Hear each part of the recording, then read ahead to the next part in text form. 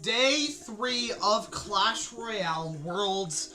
Will Mohamed Light take home the crown for a third year in a row? Or will there be a new world champion? Today we will have to find out.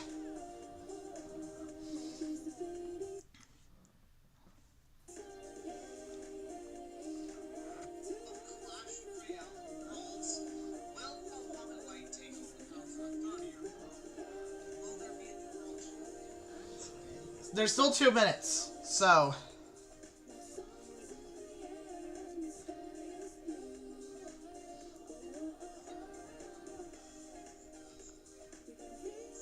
It's actually getting me so dang excited. Oh my god.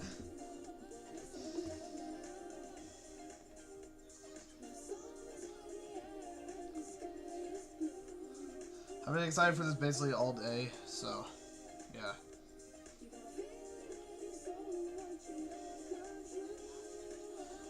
Oh man, this is getting me kind of nervous, to be honest, because I seriously don't know what could happen right now.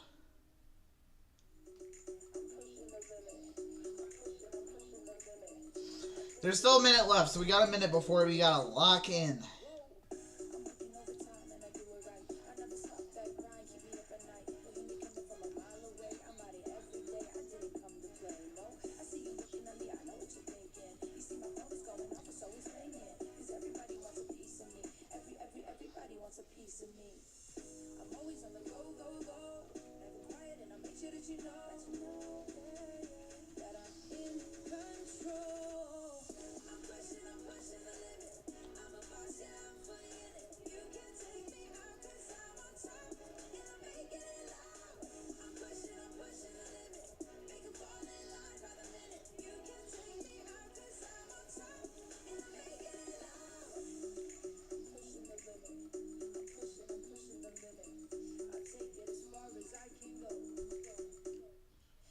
Welcome, Victoria. Last day of Worlds. This is gonna be crazy. I'm so excited.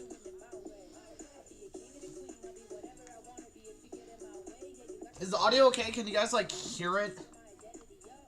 Okay. It's officially starting. Third day. Over the last 9 years, millions have entered the arena with dreams of becoming a champion. I don't know who can win. Oh, you're watching both me and Heisen. Nice. This stage, but only one can take the crown. Only one. That hits. Will it be Mohamed Light?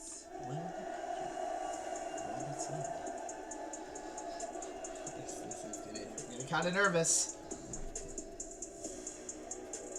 I am also watching Heisenberg's on the side. Pedro. I voted Mohamed Light on the game. I predicted Mohamed Light on the game.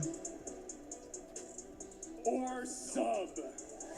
Cal sub. Alt is elite level 5 now. Nice. Nice, Victoria. Glory awaits. Greatness beckons. Who will answer the call? This is the 2025 Clash Royale League World Finals! Ooh! And Championship Sunday starts now.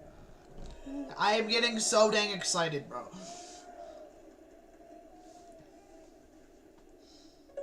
Supercell. Ooh. Day 1 was absolutely electric here at the CRL 2025 World Finals at DreamHack Atlanta. As quickly as the day is going to begin, we will already be sending 2 of those players home. I need to actually check my game because I forgot how the last day was. I actually wasn't watching day 1 because it was Halloween. So let me just check. View schedule. So the upper bracket is going to be Cal Sub versus Pedro. Then whoever that will go against Mohamed Light. And then Game over, Pedro. Reverse sweep. Fireball trying to create the connection here. Is there a mortar? Is there an E-Wiz? Can he stop it? I really want Mohamed Light to win. He needs to become a 3-timer. Holds on and wins it by 42 HP. This is looking like it's over. This should do it. Yeah, the last little bit of day 2 was insane. Although I assume that today will be a lot less than the previous days because there's as much a part of the bracket. Ken? That's crazy.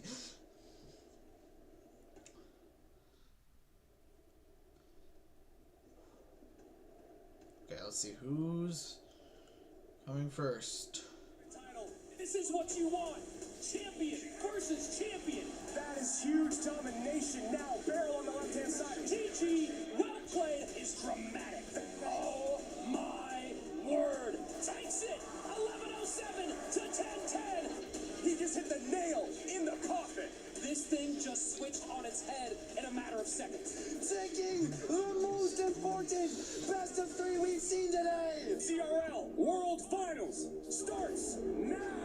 Ooh! Dude, I'm having like an adrenaline rush right now. 2025 World Finals at DreamHack Atlanta had all the action we could have possibly asked for, and then some. Players did their absolute best to scrape and survive the brutal day 2, which had elimination after elimination, bringing our player count from 10 down to just 3 remaining. And now we have finally arrived to this glorious day, this day 3, the best day on earth.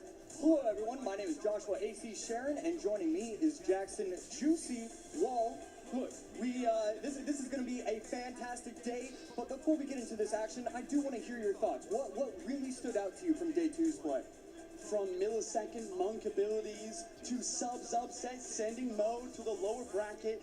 Yesterday was filled with chaos and astounding. 3 players still remain. Enough about yesterday. Let's focus on the finals at hand, Josh. Dude, chaos is the perfect way to describe it.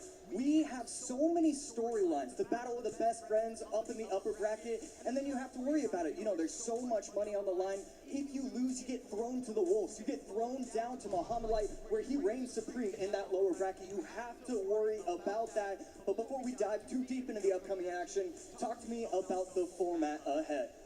So looking at the format, you know, we started with 12 players. It's a double elimination bracket.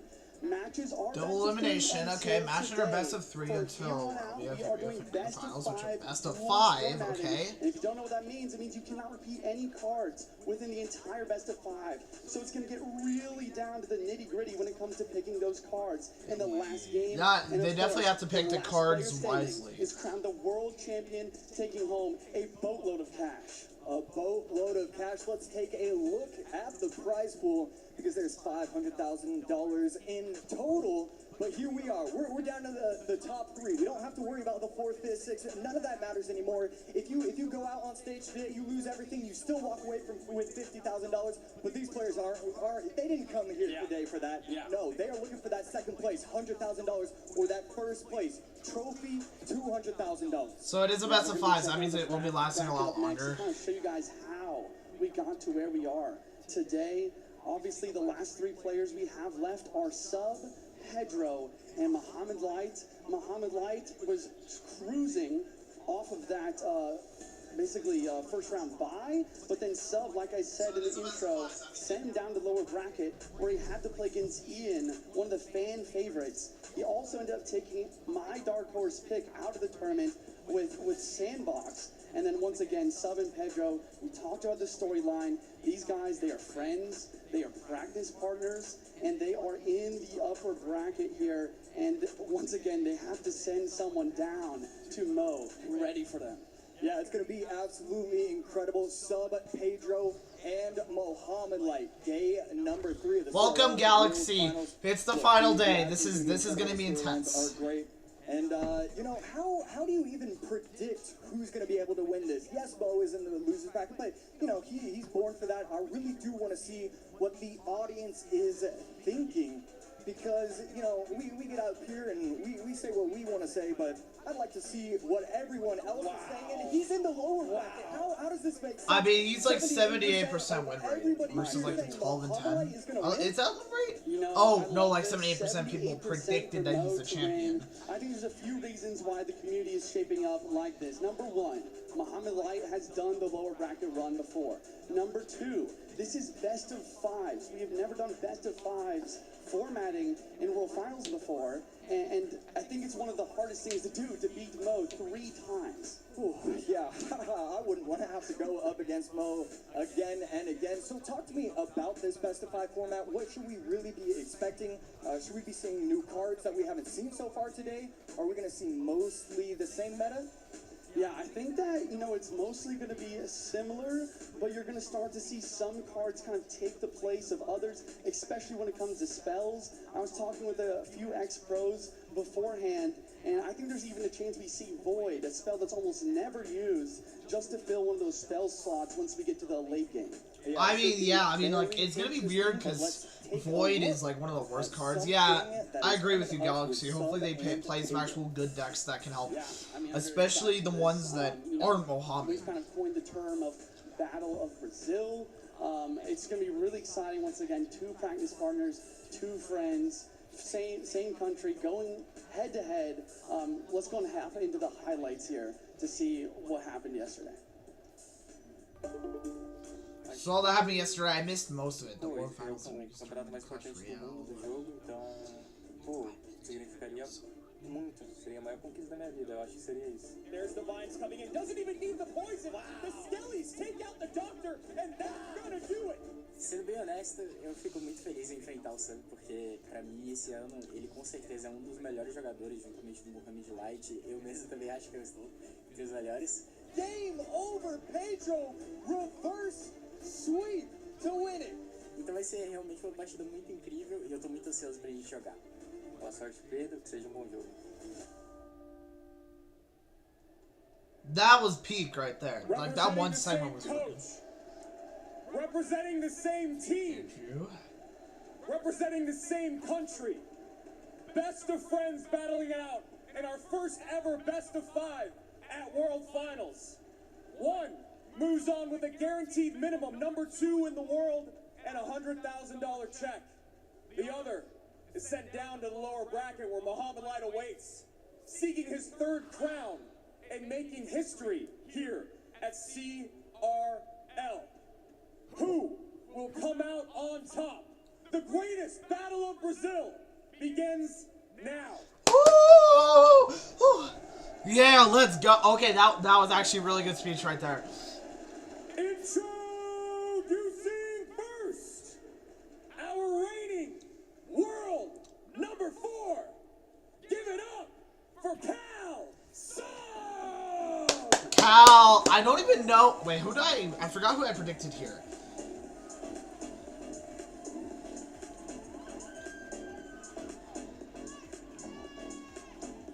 View predictions. Okay, I voted for Cal. I voted for Sub here.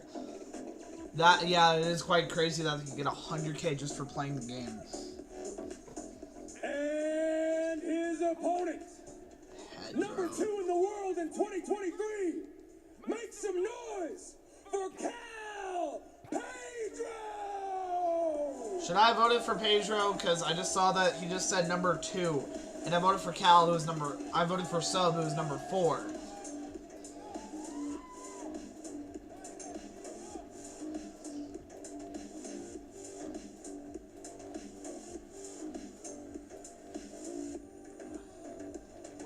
Storylines, in my opinion, is the fact that they have the same coach. Yeah. This entire weekend, we've been talking about Sub's consistency and Pedro's excellence in gameplay, but really behind the scenes, he has an incredible coach who has really put them in some incredible positions. Now they are doing it by themselves. Yeah, I love that you brought that up. Picking Fire for real, Victoria. This is about to be crazy. I voted for Sub. At the same time, I voted at like 11 p.m., so I was really tired. So his average deck cost 3.27. Kind of cheap deck. Yeah, but that's a lot of tower damage, I think. So they really kind of know each other's playstyles, they know each other's habits, and there's just going to be so many mind games that play in with this match. And so it really does make you question, are you going to go just real comfort in the first couple games and then try and get cute, try and get tricky? Or are you just really getting wild early on? What would you do if you're one of these players? Honestly, I think I'd go for comfort. Pedro, for example, I was talking with Ian's coach, Ismail. He said that Pedro is the best role giant player in the world currently. And he actually played Royal Giant every single set against Ian in practice, and they didn't want to practice with him anymore because he was so good with it. So I think if I'm Pedro, I'm going with that. Yeah, and here we take a look at the graphic, friend to foe. And yeah, these guys are going to be matching up all the time. We've seen it this year, last year, previous year. And I like that Brazilian showdown, the consistency, king. Same organization, this same is going to be a coach. brilliant matchup, and it's so hard to choose between the two players. Both players have that different part of them. Pedro, obviously, one of the best minor So the win players, one of the best conditions, RG players. counters, I mean, so with Royal Sub, Giant and what do you say about him? I mean, it just Tornado. every single deck. He just knows how to play it macro and micro. There's no tiny errors. Yeah, I mean, once again, if you're going to be consistent, you need to be able to play every single deck to a T. And we saw that yesterday in a minor poison mirror matchup against Mo. He was somehow able to win. I don't even want to understand how many games he's played with that deck in order to make that happen. Okay, Here we go. the match is We should be starting seeing some soon. incredible decks soon. And we should be seeing some audience predictions. 3 as minutes. well, Okay, we got 3 minutes to kind of just think about this. Okay, Cal, I mean, sub, please win. I need that prediction to be right. 51% for Sub, 49% for Pedro. This is Nerve exactly minder. what I That's an old meme. Oh, but more people did vote for sub by like a little bit. So I actually have I a. chose Pedro. Now, who did you go I'm not for? gonna lie, I also Okay. chose Pedro. We're gonna see what the other casters pick as well. Okay, it looks like Andrew and Rich chose sub. With Andrew and Rich. I mean, Josh, talk to me a little bit about why you chose Pedro compared to Sub here. Yeah, I mean, I think I do have to give a lot of credit to just finishing second in the world in 2023. Yeah.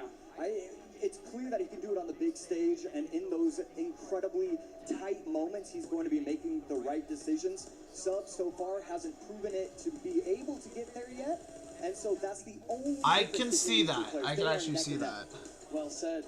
You know, I love that graphic. You know, best World Finals finish from Sub was 4th place last year, but really his best finish is guaranteed 3rd place this year as well. This is such an important matchup. I cannot wait to see what decks we're going to be seeing here. I would love to see a minor poison versus RG, just best deck versus best deck, and we're going to be hopping straight into the gameplay, guys. Okay, here we go. Clash Royale World Finals 2025. Come on, Cal. Okay, I mean sub. Okay, so he starts with. I'll tell you after this game, actually. Okay, so he starts with Rage. Right away. He's got some Let's beatdown see. work. Okay, he's Once leaking again, Elixir. it's best of 5 duels. So we're gonna start seeing a little bit of weird spells, weird combinations. Okay. Because it doesn't just matter. Oh, The match Monk. matters now. Okay. Saving certain spells for and the crowd erupts at the king. The crowd here in Atlanta is insane. Yeah, So they both spawn time Monk. anything happens, they go off, and you just love to see it. And, Yourself Hunter. active in Peak Tower, And he has then Eva going in with Hunter, the so that might be behind. good. Monk is Guards. going Oh, to try to get that on reflected Pedro's upon. end, and now a Monk ability from Sub, but it doesn't really get that much value. Didn't really get that much. So it looks like we're just heading into a Royal Giant mirror matchup. Pedro So Royal opted Giant, to use but he spawns Evo Wizard. Sub with the Evo Hunter. I would say Evo Hunter is a little bit more valuable in this situation, but at the same time, it's also more Monk value Electro as well. Spirit. Yeah, we're gonna see the rest of the deck. And Fisherman. coming That might be in. good. Oh, he pulls the Royal That Giant. up very nicely with the Fisherman and the Guards, but a second shot is gonna rain down on the tower from Pedro's RG. A perfect Electro Spirit to prevent all Royal Giant damage from Pedro. And this is why I mentioned earlier that Pedro is considered the best Royal Giant player at the moment. I mean, he just knows every single interaction. But I think a big thing to notice also is the fact that Pedro has Rage.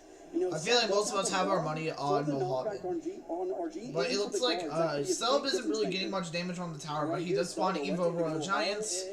But It's then the Evo RG he right in gets front of the Evo Hunter. Wizard. So the Evo So that does RG get some in damage on the response, tower. and that Monk Just a ability little bit is though. brilliant Popcorn, nice. from Pedro. Takes Definitely. only We gotta get our one popcorn shot. ready. That's Ooh, two rounds. 60 Pedro seconds. does Ooh. take He gets the a Monk. slight advantage. Maybe. There Ooh, was the okay. ball from Sub. Really good plays by Pedro with the deflection. Pedro definitely got some good plays here. And he continues to get damage as well. I would say that this log could be huge later down the line, though. For Here we real. go. Okay, oh, he spawns Evo RG, but then he gets Evo Hunter down. Hunter is going to be able Oh, to Vines. get a Oh, lot of oh, damage. great. Oh. Vines doesn't do enough, and Sub defends it with the skin of his teeth. Oh, Another World Monk Rank versus break. Monk. Pedro pre-placing the Monk in the middle area in order to try to get the RG deflection. We will see it drop now. Right here, RG not getting enough. Doesn't get the second shot. The Monk. Oh God. Okay, is we able to get. place his Okay, he hands gets on top Hunter of back. RG's body and gets taken off the arena. And another Monk set up with the Hunter. We're going to see another Royal Giant in soon. Pedro trying to control with the Fisherman. Wow. Wait, Ooh, okay. deflection on the Wizard. Oh my God. Deflection on tower. He got some good damage right there. I mean, it wasn't the best start, but so far he has been playing this. He's doing fantastic. better over time. Finally, Pedro has played an RG. It felt like we went 2.5 minutes before we played an RG down. And Sub's going to keep up the pressure. He's definitely keeping up some good pressure here. With the vines. Ooh, the vines, no, okay. Wait, he does get off. Oh! Deflecting the Wizard. Deflect, oh! Come on, is that gonna be it? Oh, come on! Yes! Oh my God! In the crowd, he's going wild. Oh! Deck going against Pedro's best deck, and he takes the win. Holy! Holy! Even call it an upset at this point. Should we be saying Sub is the favorite? Did we forget about consistency? Maybe. Oh my God. That was an intense first round, but we're gonna go into another one because it's a best of 5. That was a good start right there. Sub, We're talking about I get it. the best RG player in the world, and he goes out and dominates. That was a W game. We're gonna look at the Holy! deck right here. So the main difference is here, once again, Holy Sub has the wall, intense! better versus guards, better for knocking back RG, and Rage, it's healthy. Oh my the vines, it's strong, but I cannot That believe was the end. The vines crazy. just couldn't stop that Monk ability from popping. And don't get me started on the Monk deflection splashing on the Wizard and the tower. Yeah, that was just gorgeous, beautiful activation of the ability. And what are your thoughts on the Vine? Because I just felt like it didn't get enough value. It felt like he should have had the right defense. I mean, in that last moment, the Wizard plus the Vines, it should. I mean, that last moment was crazy. Instead, he was able to Holy. run away with it. Yeah, I think the Vine, it did the best it could. Obviously Pedro is trying to save more important spells from later in this best of 5. Sub, I like the strategy though as well, just to use one of the 2 best spells of the game. He goes with the log, he goes with the fireball, he gets a win under his belt, and now he has momentum. Okay, actually, well, when we're done with this first match, like all of it, then go. It feels like the strongest card in the game right now. And it makes Or I can just tell you in chat what my current Clash Royale deck is. Just to let you know, my free-to-play account, Supercell ID is what holds my Clash Royale account because it's a new account. I started another account. Let me just go So to... my thoughts right now, if I'm Sub, I'm going to try to finish this best of 5 as quickly as possible. Since he's used 2 of the main spells now, he wants to get this best of 5 done in 3 games to not give Pedro time to curate enough strength in the remainder of his card pool in order to make that reverse sweep potentially happen. Okay, so you like the Evo Ghost in game number 2? Yes, I would say Sub should use the Evo Ghost. If I'm Pedro, that's the mind games. That's the greatness of this game. This game is already started on the stage. We just don't know it yet. And as we hop into this match, Alright, Galaxy, that's my current Clash Royale deck. Okay, we're going in again. Let's see, I didn't even see. He has a good... Pedro has a good win percentage with that deck. Mortar on offense for Pedro. There's a couple different options with a minion horde deck. You can sometimes use I can understand that, Galaxy. They do yap a lot. Slower, using the arrows, trying to get... I mean, they're gonna yap more when we get into match 21. Miner is getting cleaned up very nicely by the Berserker. But then we get Royal Ghost from Sub. Hopefully that can get the Berserker. But then he spawns Boss Bandit. He has Skeleton King though. Hopefully he can get like a good ability with Skeleton King. Gonna walk down the lane. Boss Bandit has been one of those cards that's been very surprising. It's just great how valuable it is. And this Mother Witch is gonna put on work on the right. And if the Boss Bandit doesn't take out I can see that. I definitely think that's gonna happen. Victoria. The first couple games have been like that. First game was a crazy comeback from Sub. Goblin Gang is not getting hit by the ghost right away. Definitely not. So once again, I think kind of so, wandering into Pedro. territory. I do not have He's a little bit second Evo expertise slot with these yet. kind of decks. Yeah, right there, I does think I have it mess pretty up with the soon Royal on Ghost. my He was a little account bit though. delayed, and with the help of Holy, the he Vines, gets that the meant vines that on he the would tower, get so that another shot. oh, that could have got some Skeleton good Barrel damage. On 3 elixir, and the minion horde is going to be able to clean that up nicely. Would have liked to see maybe a little bit different tile placement. I felt like he could have protected a few more of those minions. Gang has to drop down to defend this minion horde. And I think Ooh, it looks like Goblin Gang definitely did defend that pretty well. But then he gets spawned Skeleton Army. Huge in this matchup to deal with Skeleton Barrels. And he has and the Evo Goblin Skarmy Gang. as well. Pedro, on the other hand, is going to want to use that Boss Bandit, try and protect those units and dash He definitely out will of want to that use leverage. Boss Last Bandit card to for get Pedro that. should be the Fireball, so it looks like he's just Oh, he has kind Evo of Mortar. Trying to figure out when he should be using it. But I mean, we've seen the minion Ooh. horde get placed multiple times, Mother Witch as well, and he hasn't used it, so it could be like Ooh, this get the is log thing that down. he'd be doing with it. Yeah, there's You the definitely minion have to horde. defend the Opportunity minion to horde go well. down Ooh, super okay. strong this matchup. Ooh, Wow. the Boss Bandit. Oh, and he has Evo Skeleton Barrel. Skeleton Barrel's force on defense, and the pressure is Ooh, and he mounting spawns here Berserker. for Pedro. Will he be able to defend But versus will the Skeleton King ability this versus will the most Evo likely Ghost? go into overtime. I can see it going into overtime, but it is pretty close right now. Will help out as well in a defensive mortar, so recognizing that he spent a lot of elixir and didn't get a ton of value.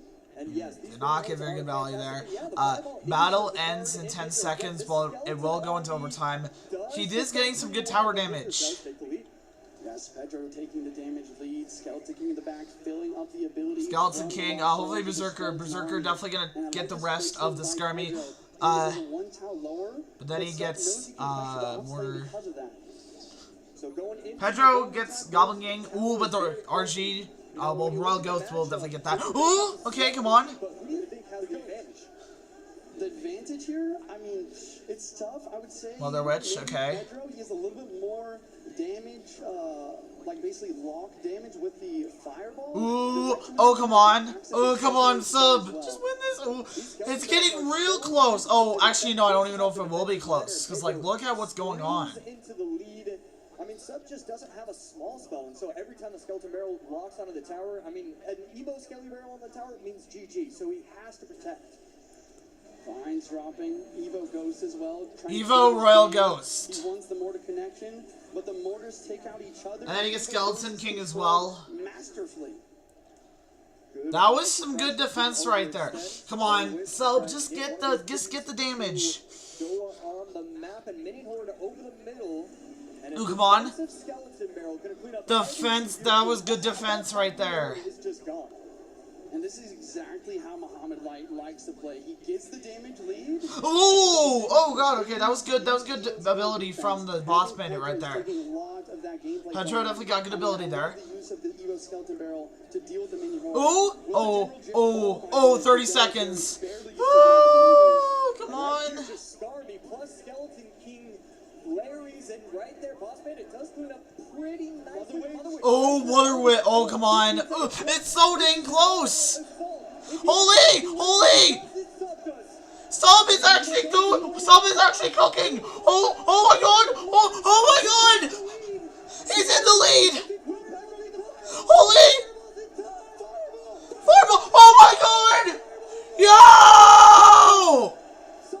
Holy.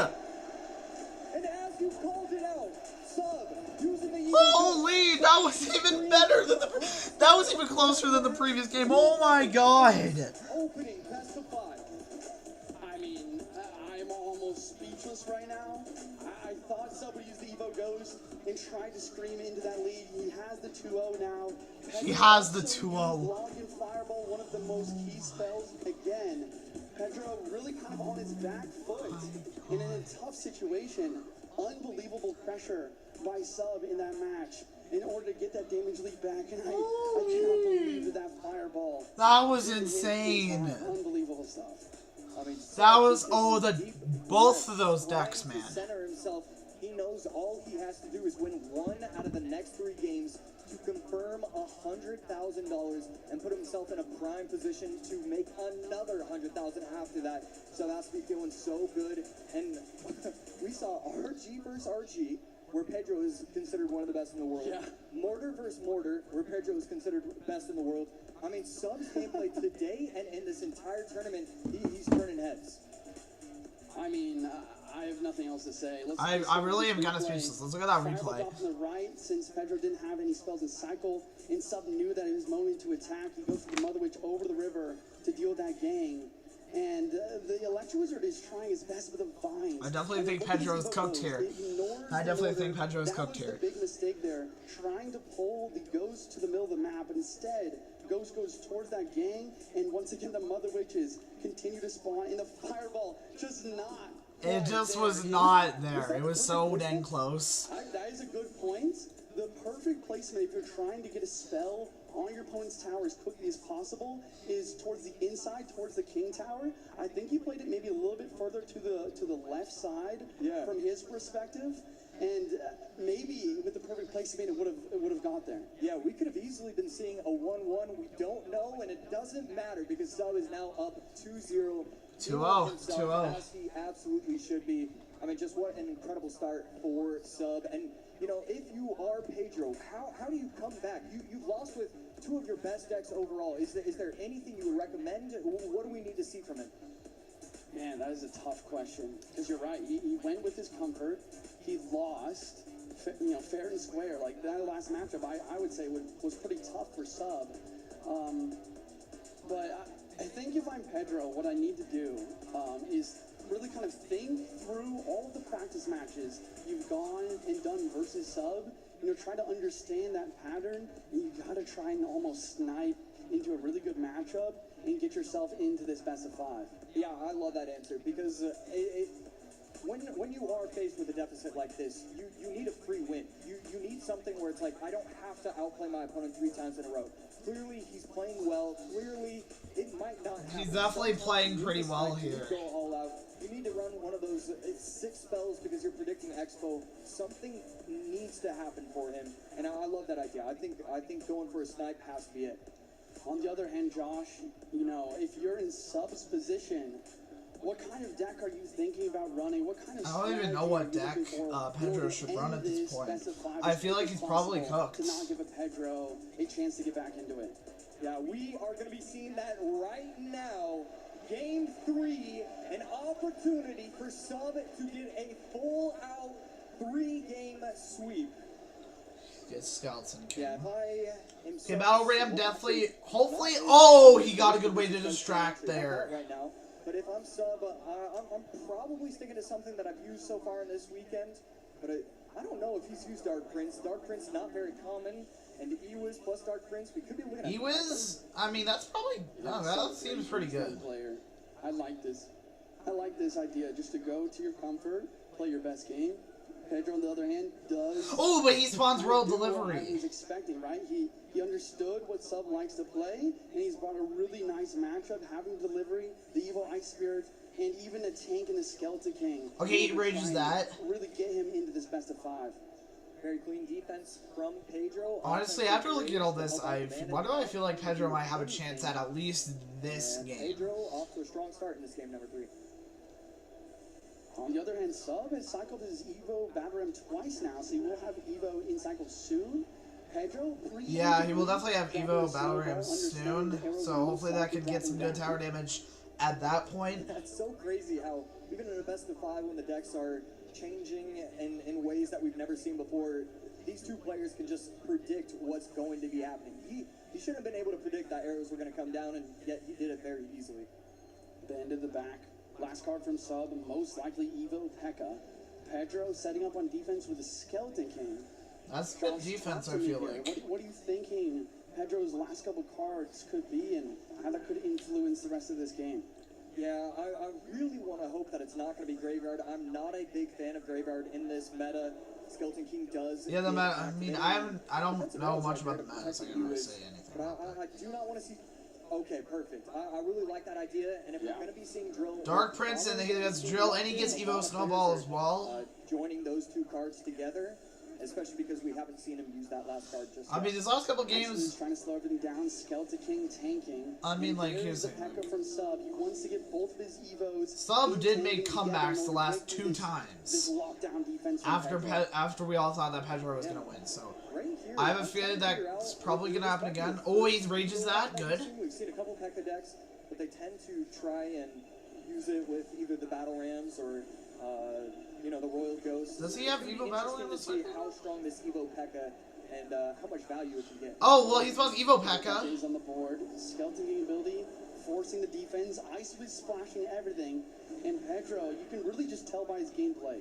His plan is to have a perfect defense this entire match and send one. I feel like this might be some good. This definitely has some good defensive He potential. figured out what he needs to do. Dark Prince plus Bandit, opposite lane. We should see another set of arrows come down shortly, maybe plus the rage. There it is. Wait, and here we go. Ooh, and he gets the Evo Ram. Needing a lot more attention. Ooh! As well. He doesn't have enough. The minions are going to come down at the bridge. He's going to be able to defend that. Okay, this is getting closer than I thought was. I thought it was going to. Some tower damage right there. So if it goes into a tiebreaker and Pedro doesn't get anything changed, Sub is going to win it again. Oh, he gets Rocket. Still not enough if it gets into a tiebreaker. Okay, Dark Prince. And he gets Skeleton King. And right here, Sub gonna go in the right. Sub again.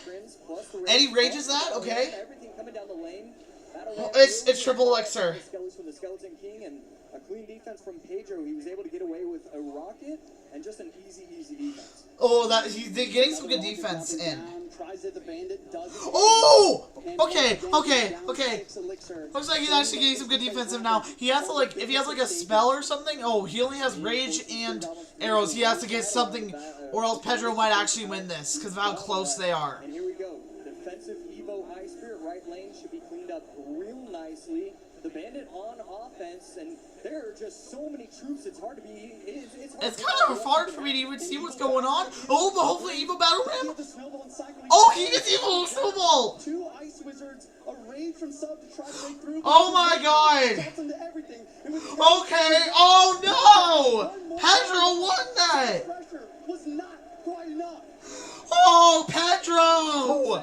No, Sub. No, come on. Avoiding the full-on sweep.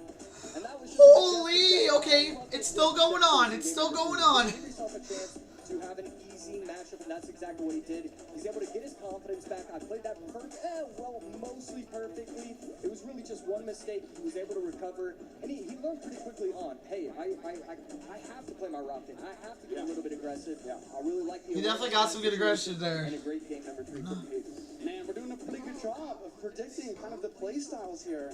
I really like that Sub went to comfort. Hey, there's still 2 more chances for Sub to win this best of 3.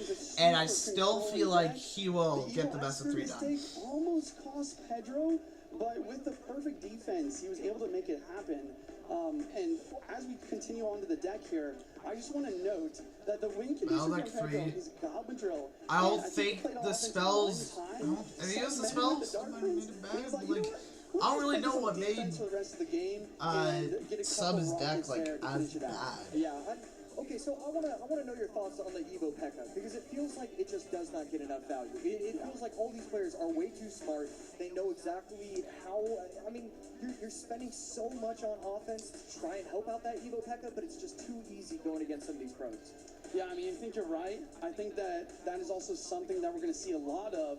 You know, seeing some of these cards that don't get as much value because of the best of 5 duels. You know, we've gone through 3 decks now, which means 3 win conditions and almost 6 spells for both players are basically not going to be available for the rest of the best of 5. So as we continue on, we're going to have to see these players continue to get more and more creative with the cards they're picking. Yeah, they're definitely going to have to... I'm honestly wondering, what kind of cards will they play? So much that we just never get to see. The best of 5 format in this, it just creates something new, something fresh. It really is a joy to watch. Yeah, you know, as we're thinking about what decks could be played next, we've seen a lot of... Get to the games, I don't care about yo yapping. Minor Mortar, we've seen RG. I think Electro Giant is available for both players. Graveyard potentially as well. But once again, the spells are one of the most important things here, Josh, because some win conditions cannot be played without certain spells supplementing their power. Yeah, the E-Giant Lightning is definitely one of those, the spell plus the big guy. You need both of those. You can't do anything else. You can't do Earthquake, you can't do Void. It needs to I was worried the grand finals are going to be very but I feel interesting. like both of these players have E-Giant and Lightning available to them. Yeah, I think that's correct. Could we be seeing another mirror? That would be crazy. That would be another mirror matchup. This is why I love casting with you, Josh. We're just sitting here, 2X pros, nerding out on this stage. We just love to see the decksmanship, the gameplay. I'm so excited. What did y'all think about that game? The question is, That last game was I'm putting crazy. on the spot. Okay. Do you think that Sub finishes it out here, or do you think Pedro is going to give himself a chance? Who did I even say at the beginning of the day? You said Pedro. I said Pedro. Okay, yeah. Yeah, I think I have to change my mind. I think Game 4 Okay. Sub gets it done. I think Sub. It's definitely going to be Sub You know, here. his gameplay versus Mo yesterday was insane. On the other hand, you know, Pedro, I did his interview. He said that it means everything to him, not only to be the best in the world, but to be the best from Brazil, from his country. And this is the match that decides maybe both of those aspects. Yeah, I mean, so much on the line. Can Pedro set himself up, try and get a best-of-5 reverse sweep? Game 4 underway. Probably not Victoria, but I mean, well, at least not if they did it like right away. But at some point, I might. If they do it when I'm like still in high school, definitely not. But after, then it might be on the table.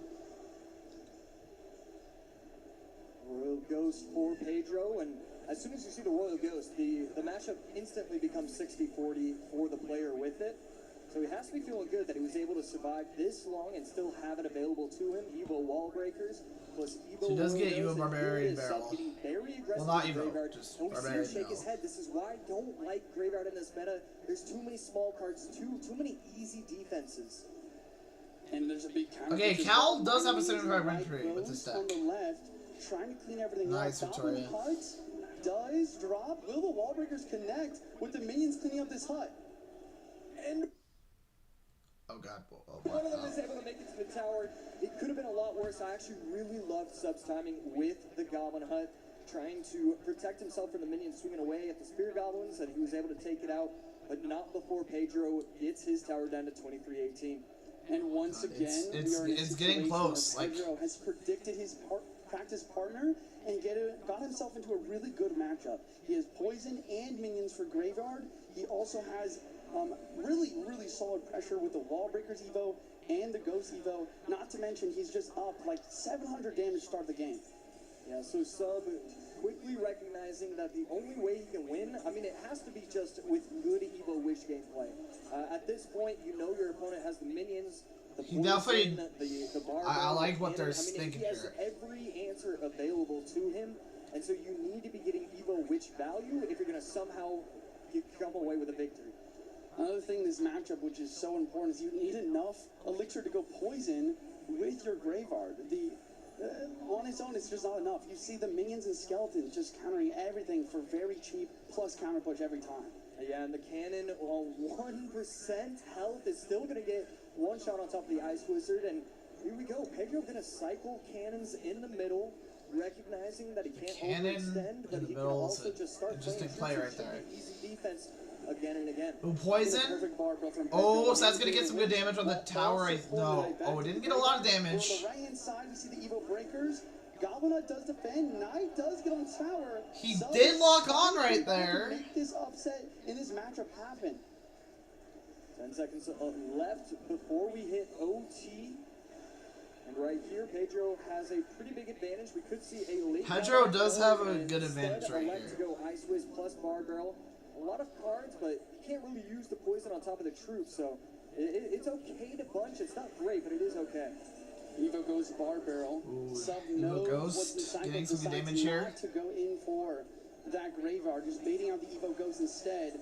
Big counter push from Pedro, but the Witch plus Ice Witch. How's an interesting counter push right there? The Miner Dodge is always chipping away. Yeah, these miner placements have been beautiful, trying to protect the 1% minions and the wall breakers, just everything going Pedro's way. These minions are so aggressive, and we see a nice Gobblehead trying to be able to protect the Knight and take out those bridge minions from Pedro. Miner once again coming in, does get some chip. Ice was not down in time.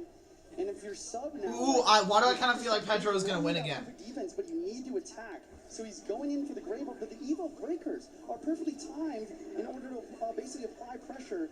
But the Evo Witch Protection... Sorry, I gotta stop. Yeah, the Evo Witch Protection is a fantastic cannon high, trying to take out the Witch, going to target the Graveyard Scaries poison. instead, though, and that's going to be a defensive... Graveyard getting some good damage here. Relatively nicely, But at the same time, Pedro did get a lot of damage on Sub's tower. And again, another defensive ghost. Skeletons. Oh, the ooh. He got some good damage. Ooh, but poison gets on Pedro's tower. I mean, on Sub's tower. Will the wall breakers be able to connect? No. Barbarian Barrel in cycle. And with 20 Ooh, Graveyard. 20 seconds. From Sub. Sub is definitely coming back. Ooh, oh, he gets Miner. Oh, come on. 10? Oh, it gets so close. Oh, shoot, poison. Miner. Oh. Sub. Oh, let's go, Sub.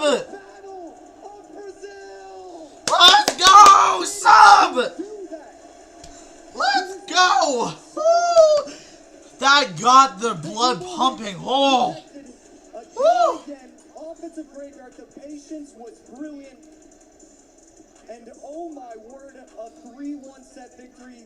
Let's send it down to the stage because we need to hear. Before we go to the interview, I just have to say, my goodness, you called it, Josh. There's one way that I'll be right back, guys. I need to go get some water. Evo Witch Protection. He played that Witch in the left-hand lane, continued to protect, and won the bridge battle game after game. Now, I want to hear what Sub has to say. Sub, you just guaranteed yourself $100,000 and at least number 2 in the world. How do you feel right now? Sabe, você acabou de garantir no mínimo $100 mil em segundo lugar no Mundial. Como que você se sente agora? Feliz, me sentindo como se tivesse ganhado $100 mil em um Mundial, realizando um sonho.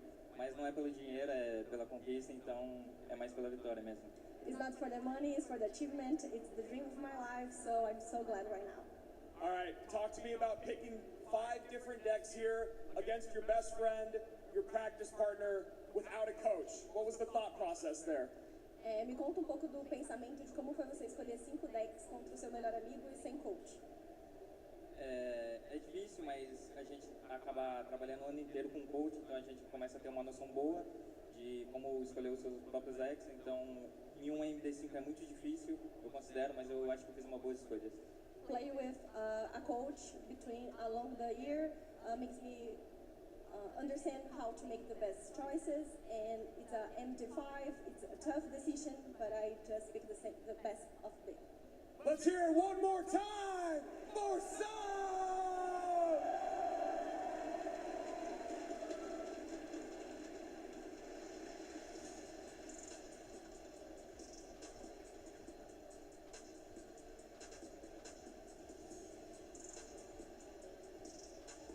And looking at the stats here for this game, I mean, I honestly really want to break down for you guys this last matchup one more time.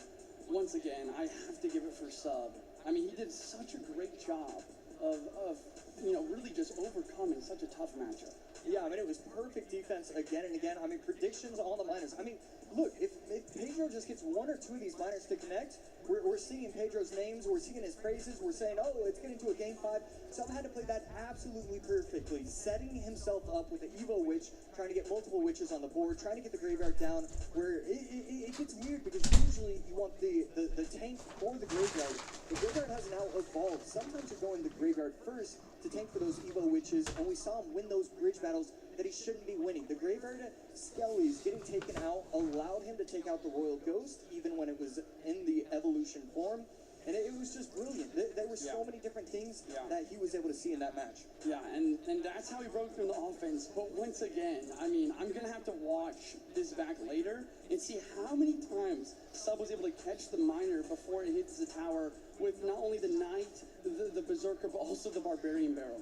Yeah, let's take a look at Okay, so Cal Sub alone, knowing that he is going to be waiting the two players, Pedro TM and Muhammad Light.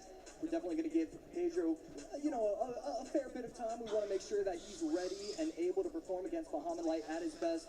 But man, so we've got Pedro versus Muhammad Light next. He started off the day one going 2-0. Day two, he went, I believe it was 2-set victories. I mean, he hasn't really even played that many games. I want to see more of Sub.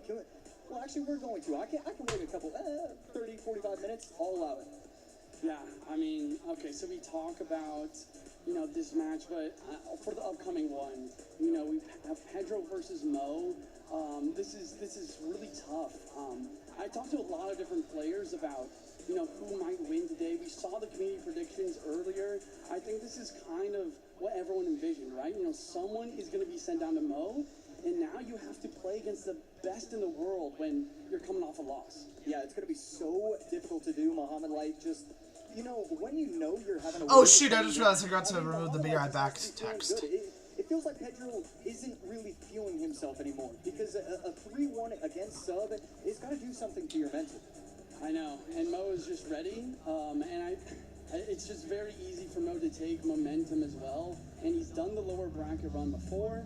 The other thing to really think about, though, is, Pedro, he has what it takes. He's gotten second in the world. Yeah, I just did betray it. He wants to be the best, and I'm sure coming off a loss from his friend, from his fellow practice partner, he wants to beat Mo, and he wants to have another chance to go against Sub. Yeah, it should be an exciting matchup for sure. That was a great way to start the day. I know we didn't get all 5 games and stuff, but, I'll take 4. I'll take 4 great ones, and that's exactly what we saw. Pedro, definitely want to give him a little bit of time, though. Okay, the only thing I'm disappointed about is we haven't seen Void yet. I'm waiting. Okay. I'm waiting for a Void Game 5 of the best of 5 duels. There's so many spells in the game now with the addition of Void, Vines, and all of the reworks as well, but it would be just so cool to see that Game 5 really pop off with some really interesting and creative decks. Yeah, I was going to say that I wanted to see Heal Spirit, but we actually did see that yesterday, so I don't have to wait for that anymore. Few minutes away from our upcoming set, and we're just trying to set the stage for it in general. Yeah, I mean, it's going to be great. I'm sure we're going to have some highlights. Let me just see what I got in the game, if I got anything at all. Highlights, and wow, CRL World Finals 2025 has been a blast so far. That was absolutely insane.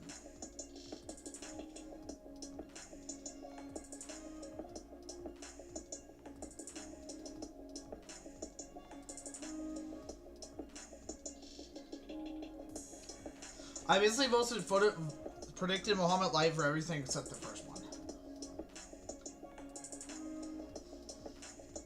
Got some good water.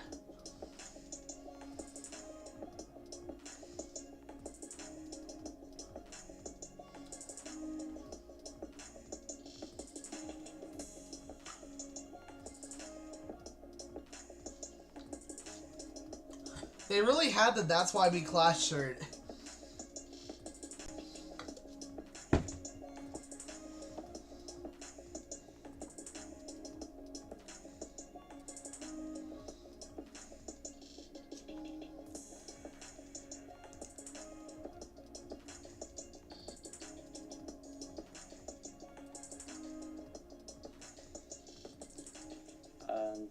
My favorite emote is the little twins pointing one, just like this.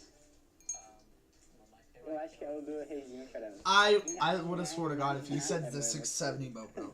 El duende riéndose. Y sería algo como... Imagine it was a... 私の一番の好きな妹は That's a good I one. don't go to the most. I usually go for good luck, that is a text one. And then I like to do a princess thumbs up, so it's sort of like, yeah. Yeah. My favorite emote is 제가 가장 좋아하는 이모티콘은 최근에 No! 6-7 이모티콘이고요. 6-7. No way someone actually My said go-to 6 emote is the Of course. So, one of the players meu had to say. favorito, eu acho que da CRL, que é o do dedinho assim, ó. my go-to emote is the exit chat. Okay, so my go-to emote, I mean, I love the Goblin thumbs down emote from the Goblin Queen's Journey. It's like, So, yeah. I never played doing Golden Queen's Journey, so. Okay, match 2. Well, match 21. Our next two competitors have come so far, and they don't want the journey to end now. First up, he goes out of the frying pan and into the Pharaoh. Welcome back, Pedro! Pedro. I voted for Mohammed.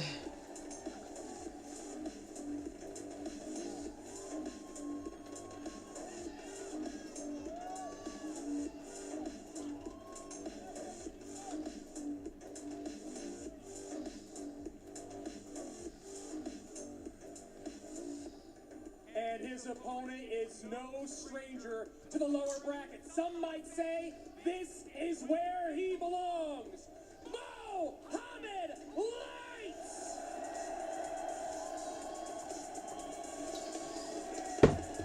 Let's go, Mohammed! I feel like Pedro is gonna suffer. Huge Dragon said on Heisen's stream, and he is 100% right.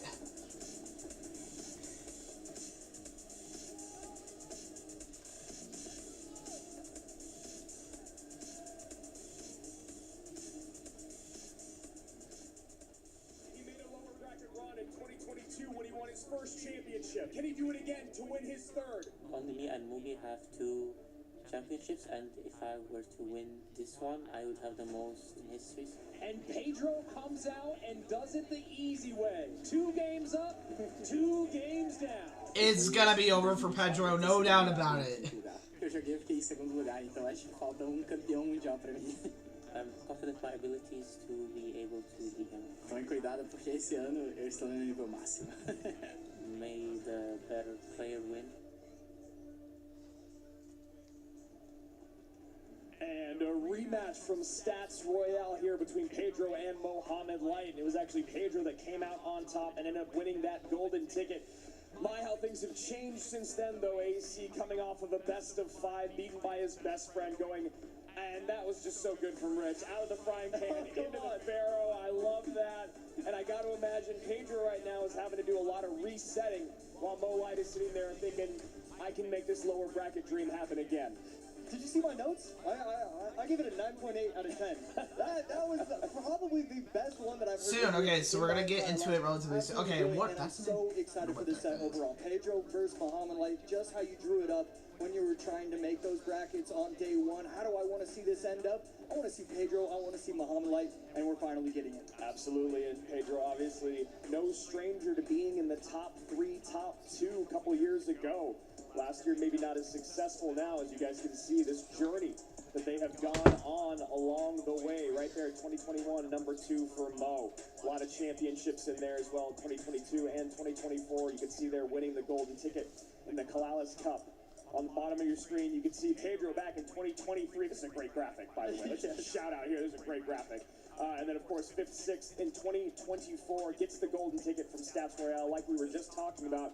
You guys can see Mohammed Light gets 4th place there, not able to make it to the championship there, but it doesn't matter. We're still here with him. AC, other than just talking about numbers and decks like we're going to do for the next couple hours, I want to talk to you about resetting on the big stage when you come off of a loss. Obviously, you were very familiar in the Teams Edition. Sometimes things start off well in the day, sometimes they don't. What's the best way to reset after a moment like that with a crowd like this, the response? You know, how do you temper the nerves? How do you reset as a former pro?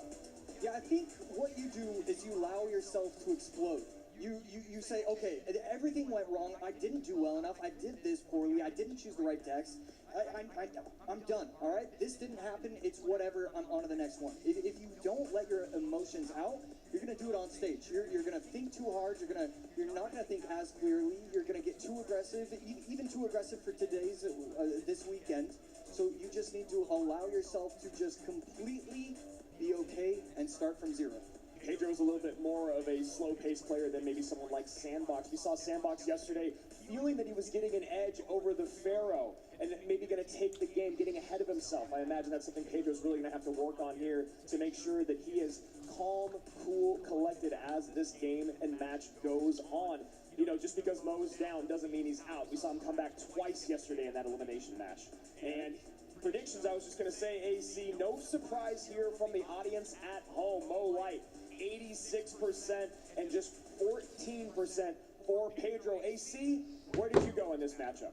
Yeah, we all knew that it was going to be Mohamed Light. Yes, I did choose Mohamed Light. They made that. You got to let them show it. That's true. And you guys are doing great. Yep, again. And who did you choose? I also went Mo Light. I believe the rest of our team also goes Mo Light. It's just one of those things. It's so hard to bet against him and in the lower bracket, and the fact that he is coming in fresh to this match where, just like we talked about, Pedro just had to show 4 different decks. He just lost to his best friend. He got about, 5 to 7 minutes to reset, and he's already right back on stage against the Pharaoh.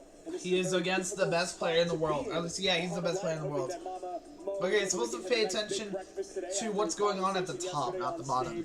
Feeling well fed, feeling well rested, and ready to go. This is the lower bracket. I mean, we all know Pedro is 100% cooked here. One player will go home with $50,000. The other one guaranteed a minimum of $100,000. And, of course, second place. No one wants third. No one wants second. Everyone wants. Is this the grand finals? Who will it be? We're about to find out. 3 players remain. 2, though, with only 1 life to give. Lower bracket finals starts now. This is lower bracket finals, and then it's going to go to the upper bracket. Okay, come on, Mohamed. Okay, Mohamed starts with Fire Spirit. From Mohamed Light. And a Fisherman in response from Pedro. After looking at the Fisherman, Firecracker we have to assume it's going to from be Mohamed. Mohamed Light with the Firecracker. Oh, but he pulls it in. And that's exactly what's going to happen. Yeah, you got to. Hopefully Hog can do something. I've seen the Fire Spirit coupled with the Firecracker and Hog Rider. Usually the last choice on the list. Well, Heal Spirit's probably the last choice on the list. Usually goes E Spirit these days, then Ice Spirit, then Fire, then Heal. So Mo Light already thinking about Game 5. Should he potentially have to get there against Pedro?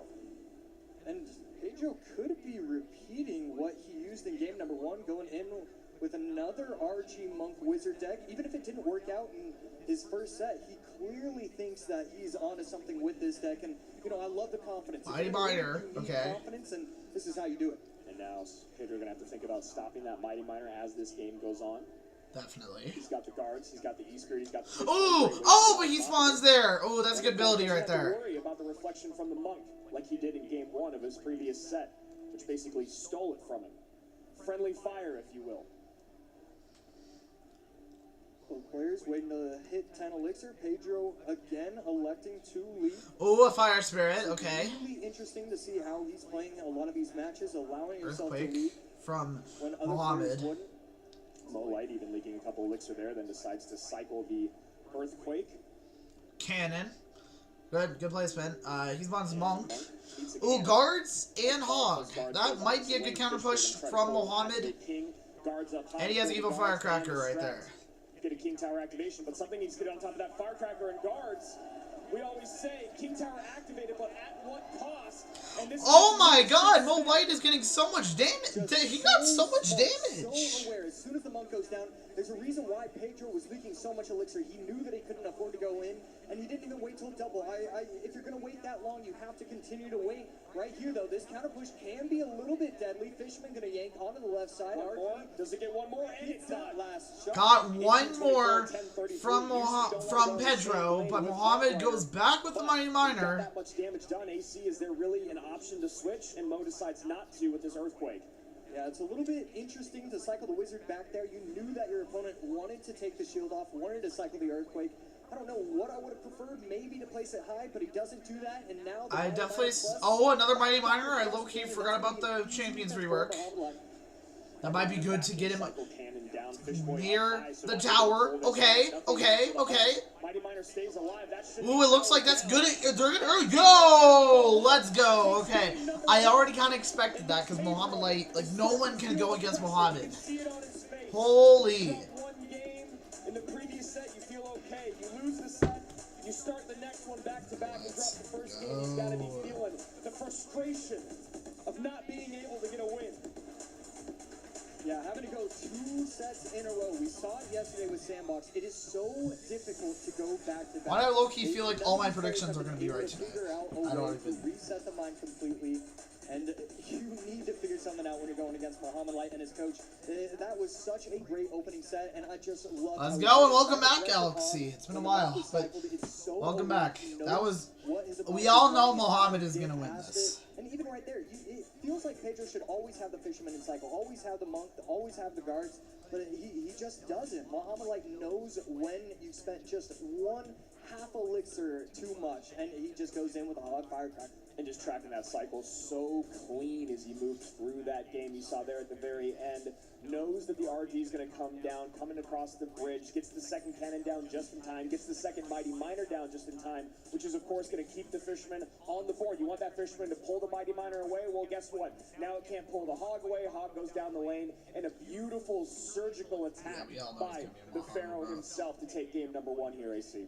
Yeah, and I loved your call out with the Fire Spirit instead of the E Spirit or the Ice Spirit. It's just so clear that they've practiced so many different variations. Okay, we can actually get away with Fire Spirit in this deck instead of the E Spirit because we have the Bar Barrel, we have the Mighty Miner, we can push things back, so we don't need that reset that you often would usually need in those hog decks. So I just love the decksmanship overall, and you know, Mo has to be feeling great. Didn't even need overtime right there. Yeah, and just beautiful replays there pulled by the booth as well. You talk about the very first kind of uppercut that landed on Pedro. Does get the King Tower activation, almost baiting out that King Tower activation. Goes hyper aggressive. Firecracker comes in late. So much damage on tower. Monk not in range to distract it. Just, what, 2 or 3 Firecracker shots. Hog gets pulled to tower. Guards get distracted. Just so much spent by Pedro that did not really do anything for him other than giving the King Tower activation and a lot of damage taken. Yeah, I'd love to see a player cam reaction because when he went in with that monk on the other side, I feel like he went like, ding, I figured this out, I get to go all in, and I'm sure that's exactly what happened. Can Pedro reset, or will the blows continue to land? Game 2, lower bracket final, best of 5, coming your way. And that is a card we have not seen yet this weekend, I believe. They do have a lot of skill. And I feel like Muhammad will win this one again because it's Muhammad. Some of them get neglected. Ooh, okay. That's a well, luckily we have our hero Muhammad Light to fix that problem. Oh, he gets, on the other side Royale goes in cycle. So far this tournament, Ice Spirit, Skelly's Miner, going to his bread and butter, a Miner cycle deck. You see right there, E-Spirit now used here in game number 2 by Mo Light. Okay, it looks like Bar Barrel from just like a lot of Pedro. Demolisher decks, he is going to be running Drill Ghost. I believe gets a shot on top of the tower and the opposing Ghost, and then gets the tower down to 2765. Demolisher not able to explode on the Ghost, so a healthy Ghost going to need to defend. Little Ice Spirit there, and Mo shaking his head.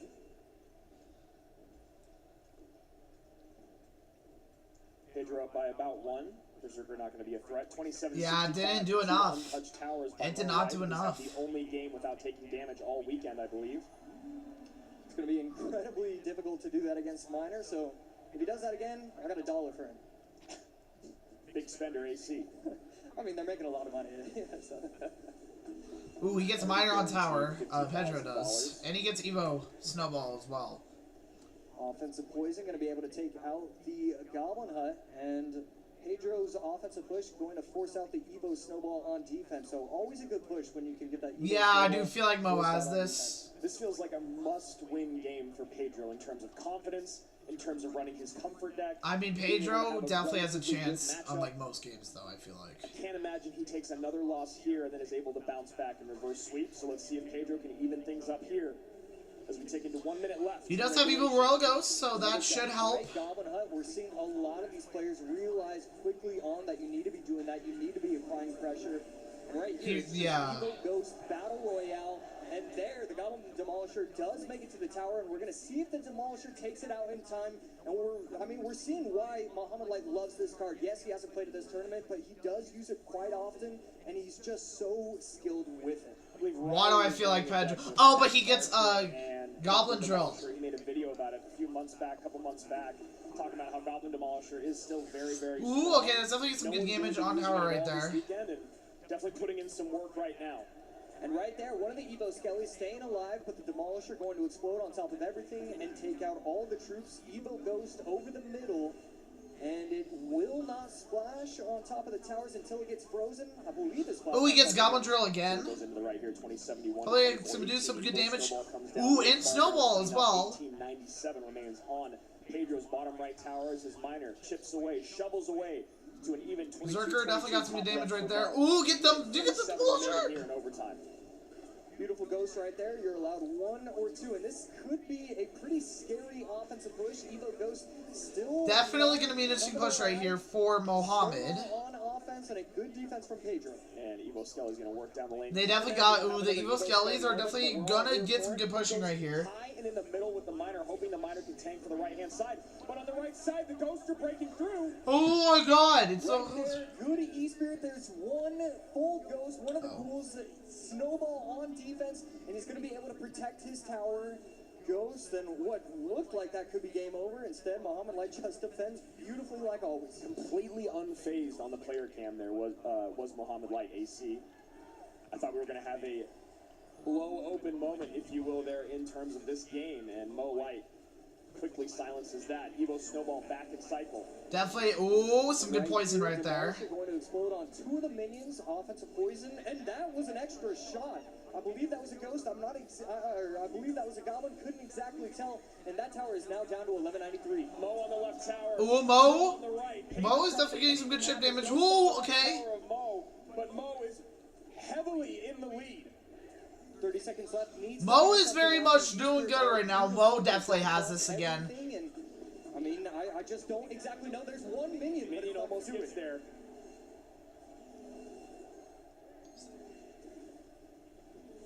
12:45, 13 seconds left. One of the miners going to. Oh my god!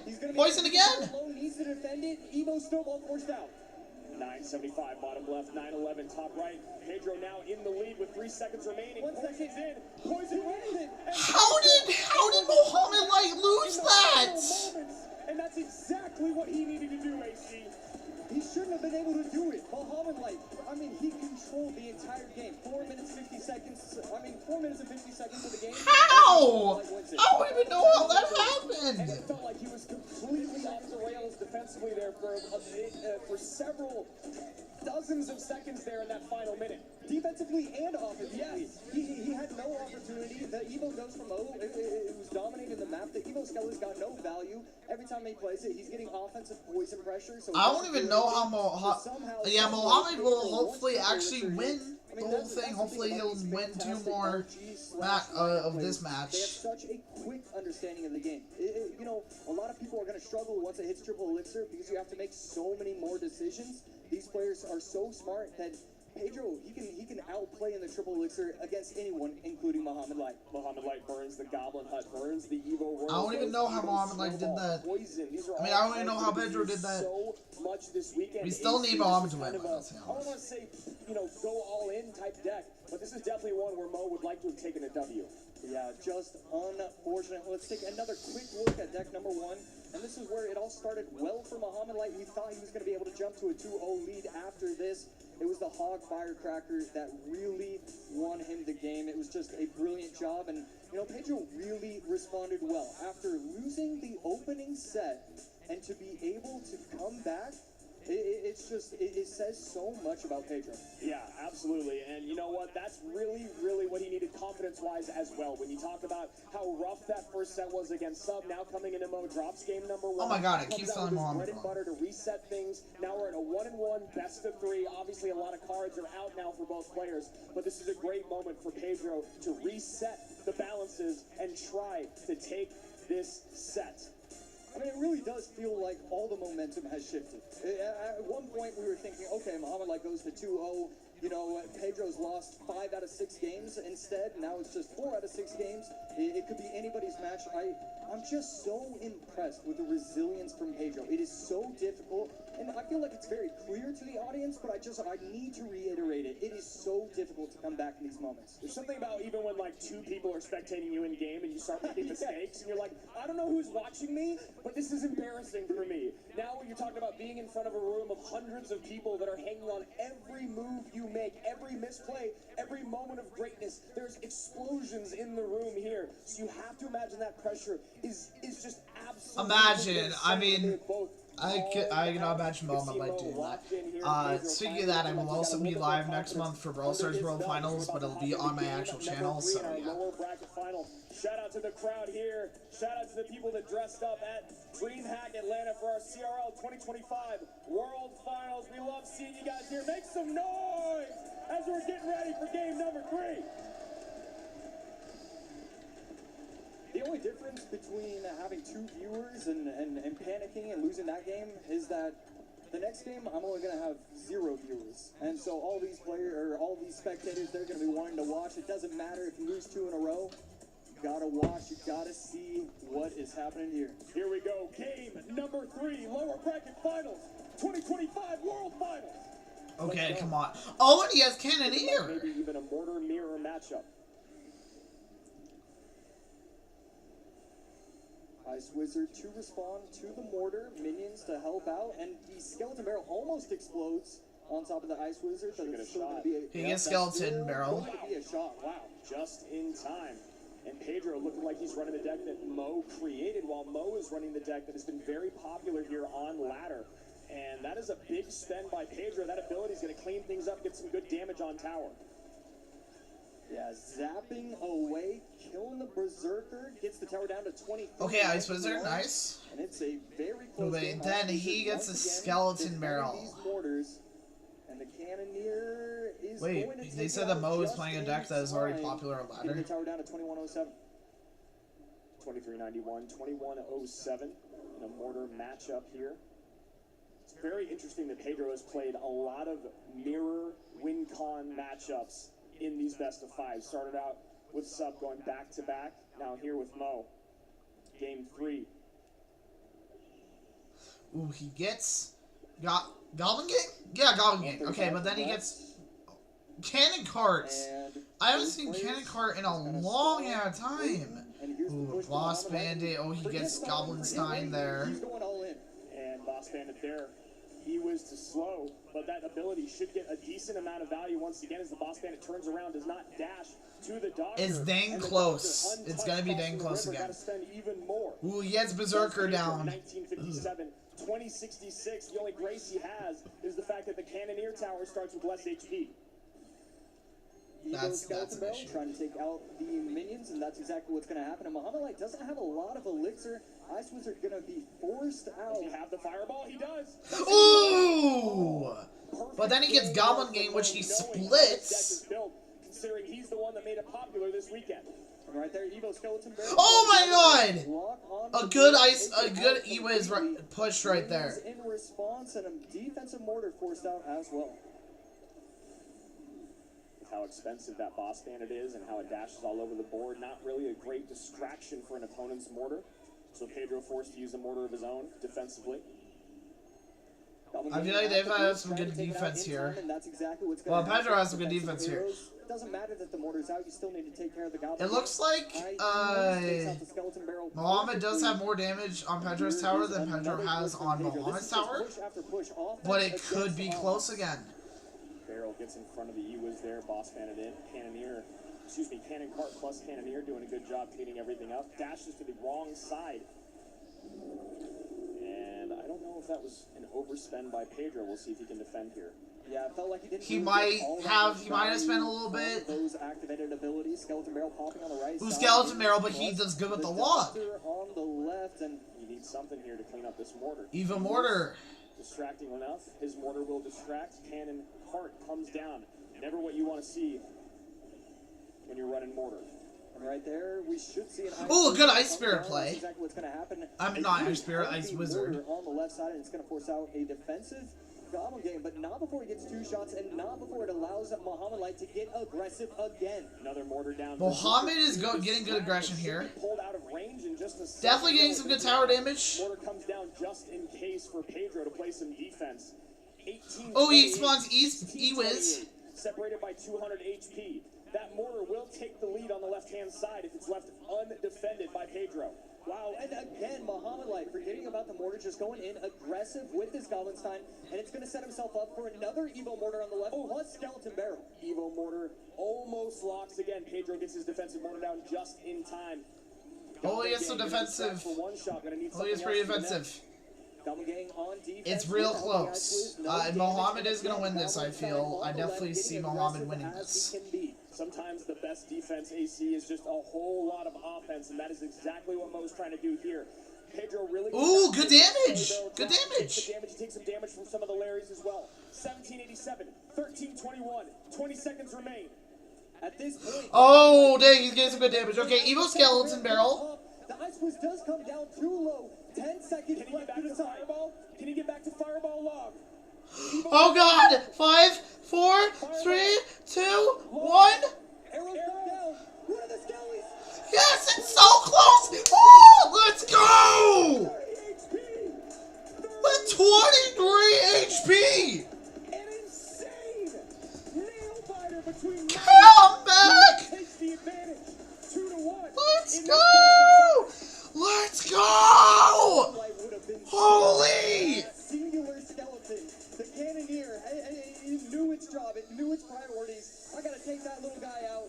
Does it exactly that way, and Muhammad Light now leads 2-1. You know, 2-1. Let's go. Oh, everything at the bridge, everything at the behind their mortar, in front of the mortar, defend. The aggression and the defense from both of these players was absolutely mesmerizing. that was such good defense from both of 5 them. minutes, 2 very different looks here. AC, the advantage, hard to say. Yeah, exactly. I mean, this matchup, it was just who can play it that 1/10% better. I mean, that was just wonderful to watch. We see the same evolutions, the same concept of a deck, but then the surrounding cards. I mean, Pedro using what Muhammad Light brought to this tournament at the very beginning. Muhammad Light recognizing, okay, if other people are going to copy me, I'll just use what's been in the meta, what's been the staple that we've seen so far. That Ice Wizard put in so much work. Got it perfectly timed most of the time, but not all. And Mama Mo locked in, ready to support her son to try to get that Mama Light, let's go. History. What an incredible back and forth in that game, AC. So excited to see what the rest of this set has in store for us. And that was just, you talk about one more fireball. Yep. One more skeleton barrel drop. How about one more log in the entirety of 5 minutes? Not able to find one moment to get Hopefully, Galaxy. I mean, he was locked in. Pedro was on the right side that entire game, but never able to get that extra 23 HP that he needed to steal. Yeah, at least, I mean, like, kind of sad, because my mom would have been so happy, but my mom passed away, so she just can't He'll be really... sent home, world number 3, world number 2 back in 2023, but that ever-elusive championship still out of reach. Can he do it? Game number 4. Game number 4 out of... Let's go. Out of maybe 5. Okay.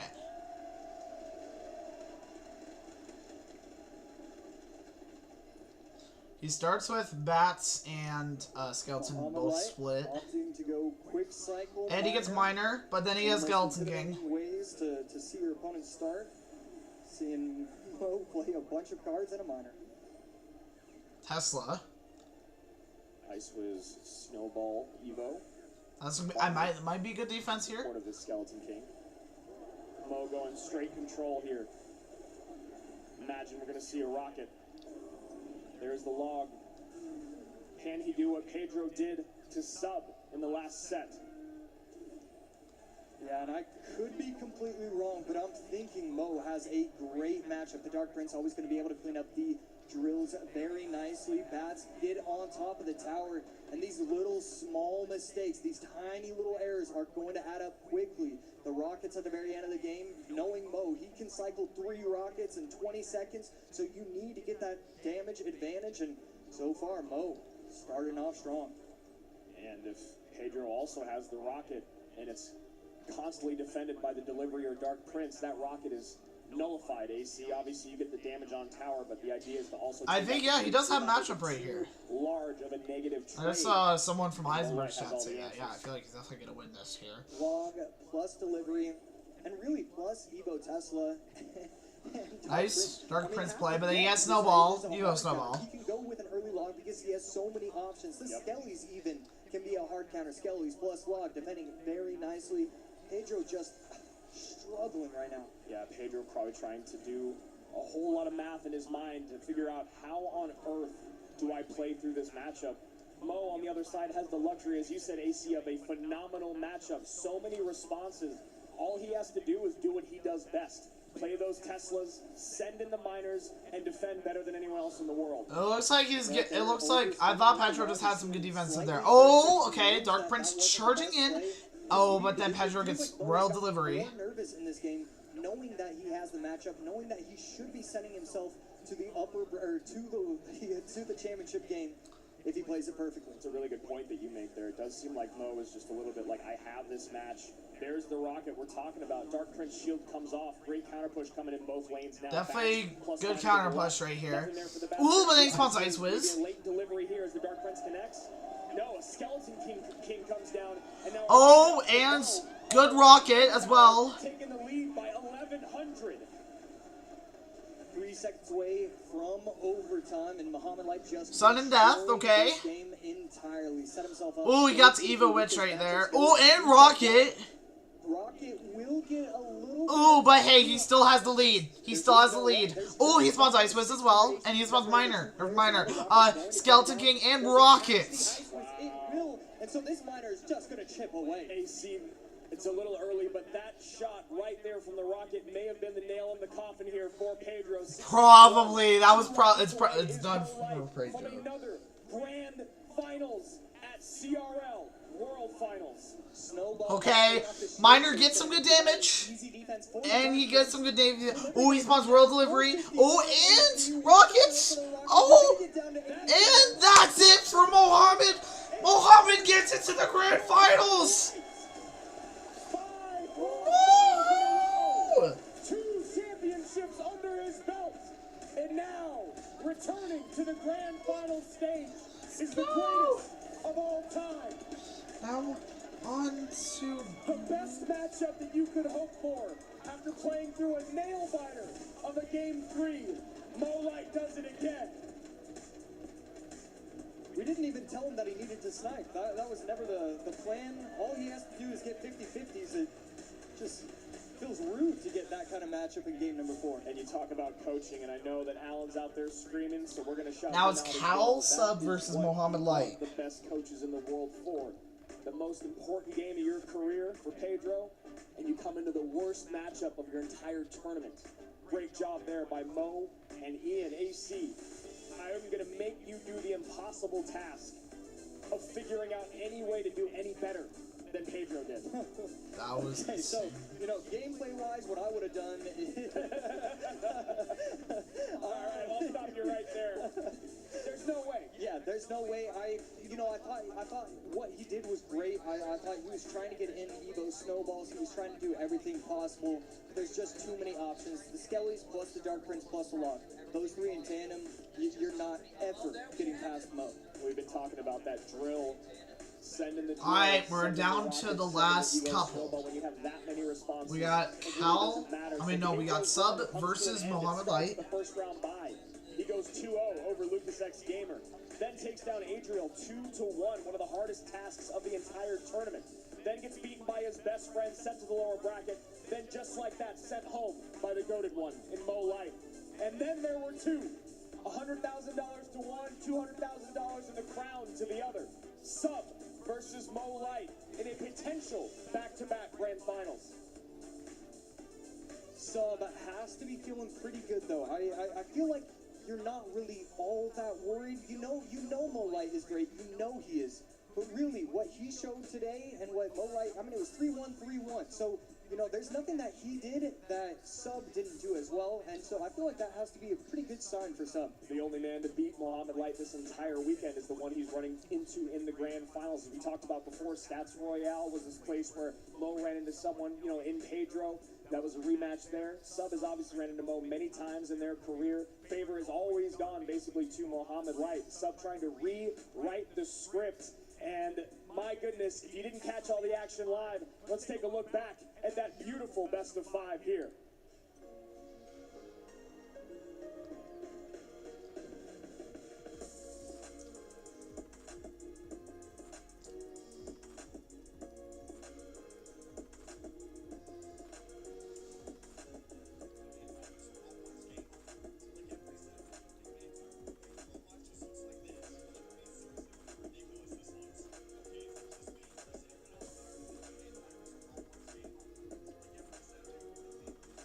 That was really intense, holy. Do another best of 5. That's how it went with the golden tickets, right? So I think it's a similar setup. I didn't really hear what Heisen said, so I was gonna take his word for it.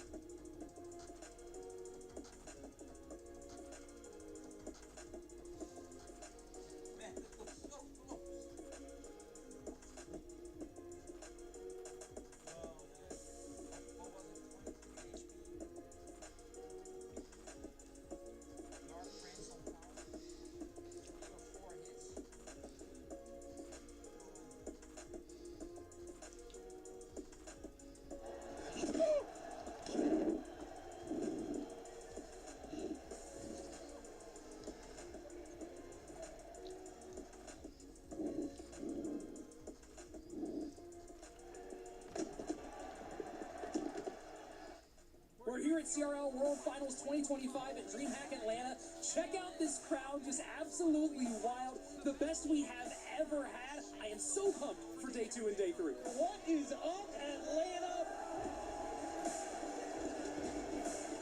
CRL Finals Atlanta, DreamHack. Energy of the crowd, the commentating, just awesome to be in the same room as all these other Clash players. I'm a barbarian, and I'm a wizard. Yeah, I'm the king tower, and she's the princess tower. It's Halloween, you know, why not dress up? Oh yeah, we both love the game. It's super lovely. It's my first time here in the World Finals. I loved it. The crowd, the atmosphere is amazing. It's amazing. No, we're from New York. We're from Missouri. I flew out from LA. I couldn't resist, and I'm glad I did. You're doing great. A lot of great competition, a lot of great games. I really like seeing a lot of E-Giants. Game over. Pedro doing what E-Giant does. All these guys playing at the highest level. This is why we had to make the trip. I'm just waiting to see the grand finale, you know? DreamHack is Clash Royale's event, for sure. Okay, I think the grand finals are starting relatively soon. A few minutes away from crowning the next Clash Royale League World Champion. So who better to be with than the first ever solo world champion, back 2017 CCGS, Sergio Ramos. Sergio, you've seen Clash Royale go through so many phases. What's it like being here with this crazy crowd in Atlanta? Man, this is just great. A lot of people here. I love it a lot. Well, we've seen you grow up. The first time we saw you on stage, you still had braces, and now you have a beard. What's it like growing up with Clash Royale the way you have? Man, this is just insane. I started playing Clash Royale when I was like 15, I think. Now I am 24. I'm about to turn 25.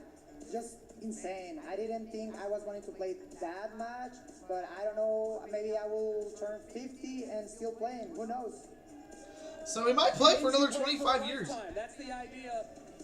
Sergio, speaking of crazy, we are getting very close to another finish. They're probably going to yap a lot, Galaxy. And we just saw an absolutely wild best of 5, an absolutely wild one after that, and now we come up to our finale, Sub and Muhammad Light.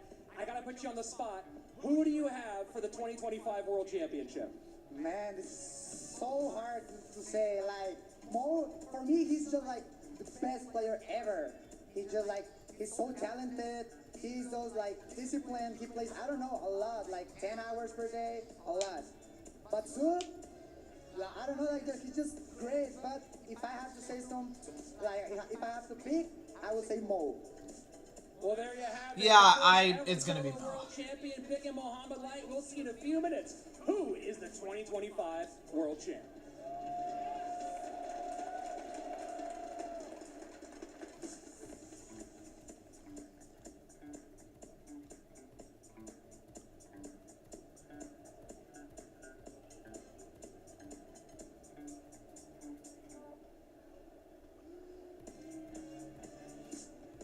Let's go, Juicy.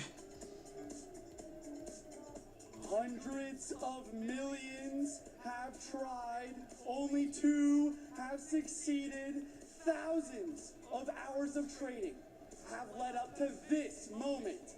He sent Mo to the lower bracket yesterday. Can he win again? Everyone, give it up for Cal Sub! It's getting to the grand final. It's getting to the grand finals.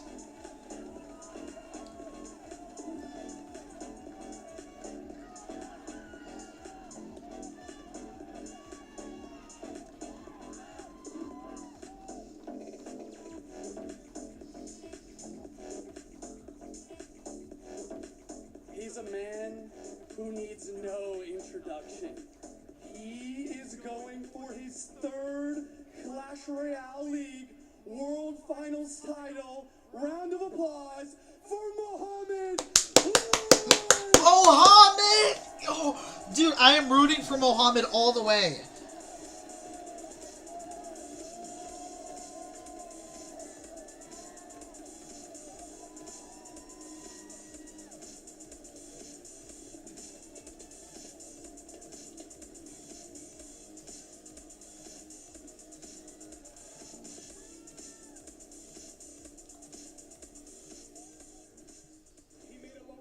Run in 2022 when he won his first championship. Can he do it again to win his 3rd? Only me and Mugi have 2 championships, and if I were to win this one, I would have the most in history. But there's not enough time. Will he have the most in history?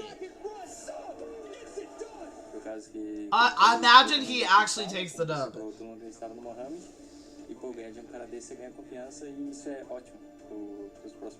Since I already faced Sub and unfortunately I lost, I'm going to figure what went wrong and find an alternative strategy that can work. Treinei bastante, me dediquei bastante, analisei bastante, justamente contra o Mohamed, que é cara que 2 vezes campeão mundial, então tem que preparar mais. E é isso. May the better player win. And history is upon us.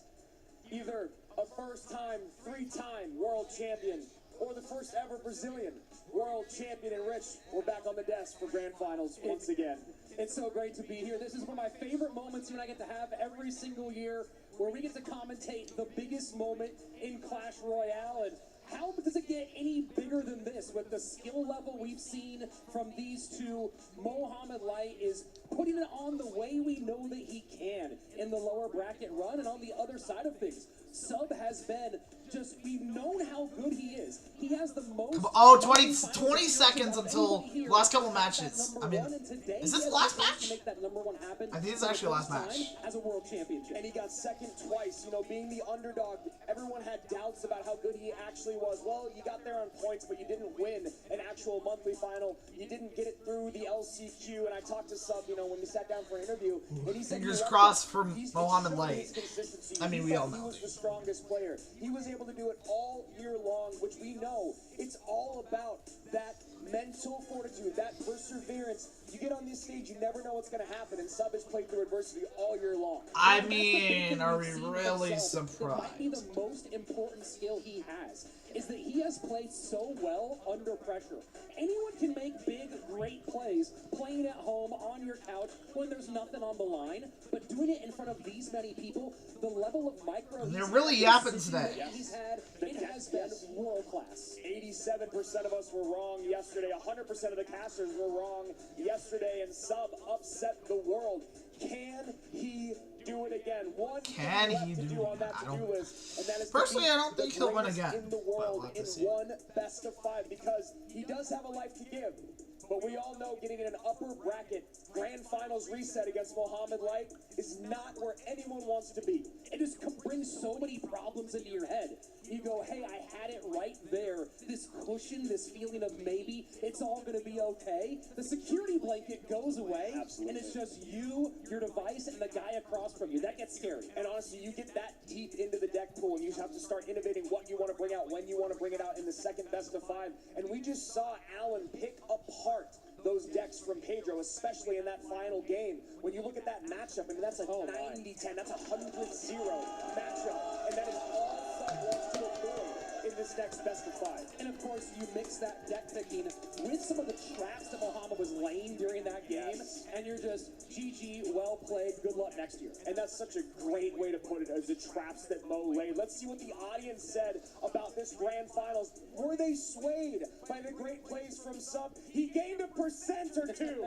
2% he gained after pulling off one of the greatest runs in CRL World Finals history. He gets 2 more people out of 100. Well, let's go ahead and take a look at what we've been doing here, and my prediction.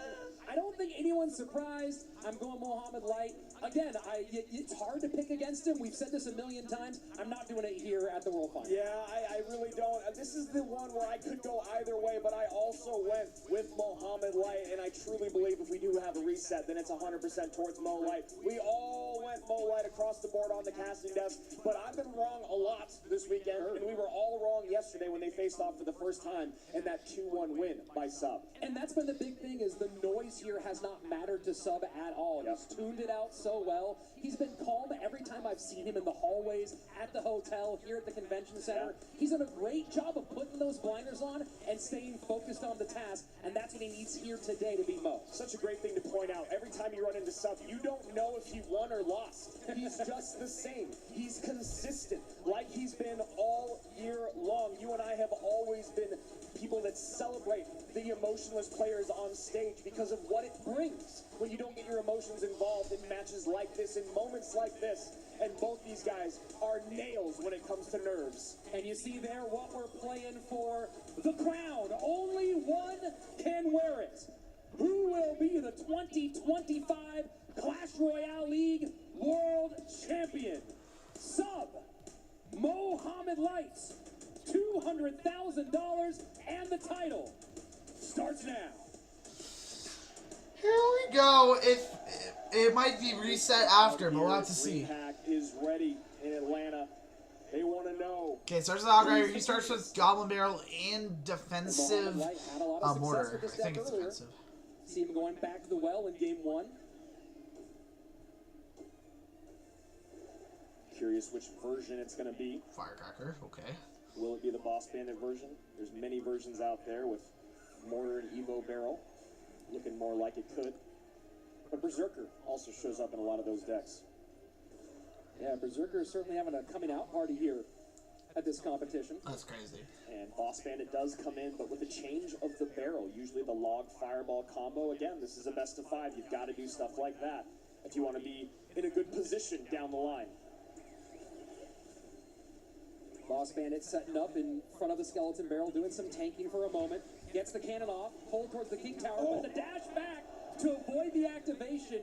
Mohamed Light quick on the fingers. I like that play there by Sub, just recognizing I can activate King Tower if you make a mistake, but I know you won't. This is really going to be interesting. With the next spot. Great heads-up play from both these guys. Sub still in the lead, even though more damage has been done to his towers. As a note here, Sub has run these hog decks in practice a lot, but mostly going with a Tesla version or with an XE NATO version. So think about some of those pieces he might be saving for this best of 5. Definitely. EQ is the spell of choice. I like that instead of going something bigger. I know Juicy talked about the Void spell, but I don't know, buddy. I don't know if that's going to happen today. It's best of 5. It's World Finals. Just about anything can happen. We'll see if we go there right now. Did get a little bit of damage. Evo Skelly Barrel. He gets cannon right there. Setting up that cannon early, trying to get to the Evo cannon as soon as possible. Evo Firecracker in play already. Nice E-Spirit plush to clean all this up. An early log! An early log, and Mo saw it! Oh, Mo definitely. Oh my god. Okay, good damage. Good damage from Mo. Because it was the Evo Cracker, and he just misses the log. That's a pretty big gap to open up. 716, bottom right tower, 2099 on the top left, and we are getting closer and closer to sudden death. And a small thing that Sub can hold on to is that there was a misplay there by Mo to activate King Tower with the Firecracker. Evo Mortar down. Earthquake in, Skellies to distract. And the Skellies! Oh! The Skellies are out of position. 2 shots in. Barrel to... Holy! Taking for the barrel. Boss Bennett on the left-hand side. Holy! Okay. And now he just sits back, doesn't make a mistake, and rides out these 2 minutes to a Game 1 victory. First fireballs in. Game 1 victory out of 3. I don't know if reset is. I don't know if reset is something. I don't know what counts as reset. I thought that after this it was just it. Earthquake trying to break through. That was a very crazy play. Okay, it's getting relatively. Yes! And Mohamed Light wins the first game. Beautiful stuff there. He's got to win 5 more though. He's got to win 5 more. He wants to hold that trophy. Sub's got to So it is going to be reset. Major mistakes from Sub, and that's the nerves of the grand finals. And we talked about that he had been so comfortable here so far and had been doing a good job of staying calm, of not getting freaked out, but it hits different when it's the grand final. It sure does, and we have not seen him make mistakes like that. I gotta say, all year long, he's been a guy that has been nails all year. That's what we were talking about, the king of consistency. His micro, his macro has been perfection all year until this moment right here. Absolutely brutal stuff. Earthquake really didn't get going very much, and Mohamed did a great job of not really giving the opportunities to try to break through against the mortar with the Earthquake for those hog pushes. We saw the primary defense being, the Electro Wizard mixed with some other pieces, and that ended up doing the job well enough that Mo didn't ever really seem in trouble during this first game. Yeah, and you can see right there in this replay, the Firecracker Evo not popping both. The barrels causes the early log, and then you see there, the Skellies. Sub knows where to play those Skellies. Yep. Anywhere higher than that is a good place to play them. I know what he's trying to do. He's trying to get all 3 on one side, to walk away, then come back to the Goblin to just distract a little longer. You got to do it perfectly, or you just got to do it right. You know, you can't go and we were talking to Eric Benjamin about this years ago, and I talked to him about his players in these defensive moments. Do you try to do the fancy move, or do you try to do the sure thing? And he says you always go sure thing on stages like this. Yeah, I mean, you got to simplify the game and just execute, and now you got to go back and say, hey, I thought I had it in a good spot in game number 1. Now I have to kind of go back to the drawing board in game number 2. And I'm very curious to see if he at some point goes back to that graveyard deck that we saw in his previous matchup. He's been running that in practice a ton. That was not an accident that he played like that with that deck. And I'm very curious to see if we get into game 4, game 5, that ends up being a thing. He would have loved to have that in game 1, to be honest, running into that Cannoneer tower, been able to lock things down with the poison, clean up all those swarmy troops, but not the way that the dice fall, as Sub is sitting here resetting for game number 2. Got to have a memory of a goldfish after a game 1 like that. Not really much of a nail biter, more of a beating. Yeah, well, so now we look at this. E-Wiz out, Bar Barrel out, Fireball out. Log is still open. Let's keep an eye on it with Sub staying in sort of that cycle area. Where does he go next? Does he go into cycle? I think maybe he wants to drag it out a little bit later, but that's where he plays comfortably. And, you know, you still have some things. I'm wondering, is there some version of drill or bait he goes here early? You know, I think that I'd love to see Sub kind of do what Pedro did, which is kind of reset, go maybe minor wall breakers, things like that. I think the way that Mo's been playing drill, just go to drill in game 2. You've already got the advantage. Please don't have Rocket Cal, Sub. It's been very hard to Sub better not have Rocket. He starts Goblin Barrel, but then hopefully Bomber can get some good damage off that. He does. And Mohamed Light with the Bomber. And Berserker. So drill Valkyrie here. And Princess. Okay, but he's at guards, so that should get some good damage off that. Okay, and he has Dark. This is looking pretty bad for Mo, maybe. Hopefully Valkyrie can get some good damage. Oh, Snowball. Good. Good play for Snowball right there. Takes a little swing from the Valkyrie. All of it shuts it down. No, And come with on. Mo Light looking like he's playing drill, this is going to be very, very interesting when you start working that Evo snowball into the equation. Maybe using wall breakers to take the drill out more than you'd like. Perfect fire spirit jumps. But after losing confidence in interactions in game one, will Sub be able to pull it off? And goes for the snowball on the Dark Goblin to clear, and that's going to get some good damage. Bomber getting tanked for, and Mohamed Light pretty much evens things up, 21-71. He does get something pretty even. Always wants Princess, but then he goes Evo Valk. Princess at the bridge by Sub. Probably not going to get many more of those throughout this game. 1965, 21-71. Sub in the lead by a hair, and probably wishes that Sub is in the lead by a little bit. Yeah, Sub taking the bet that Log wouldn't come out in game number 2, and so far, so good for him. You saw Mo didn't love that last little bit of interaction, and as we get closer and closer to our double elixir time, he sets up at the Goblin Hut. Sub really needs to make these double barrels, these gob barrels, Evo wall breakers, cause some damage when you talk about the Evo wall breakers. Whether it's just making things played awkwardly by Mo, getting things out of cycle for his offensive pushes. Evo Snowball takes Evo Snowball, good play there. Exactly what I was talking about. If you're going to defend that way, you have to have the perfect fire spirit jump, and his micro is just not on right now. We've seen the hands shake on stage before. Ooh, okay. And we don't have the hand cam at this World Finals. Would have loved to see that barrel go opposite side.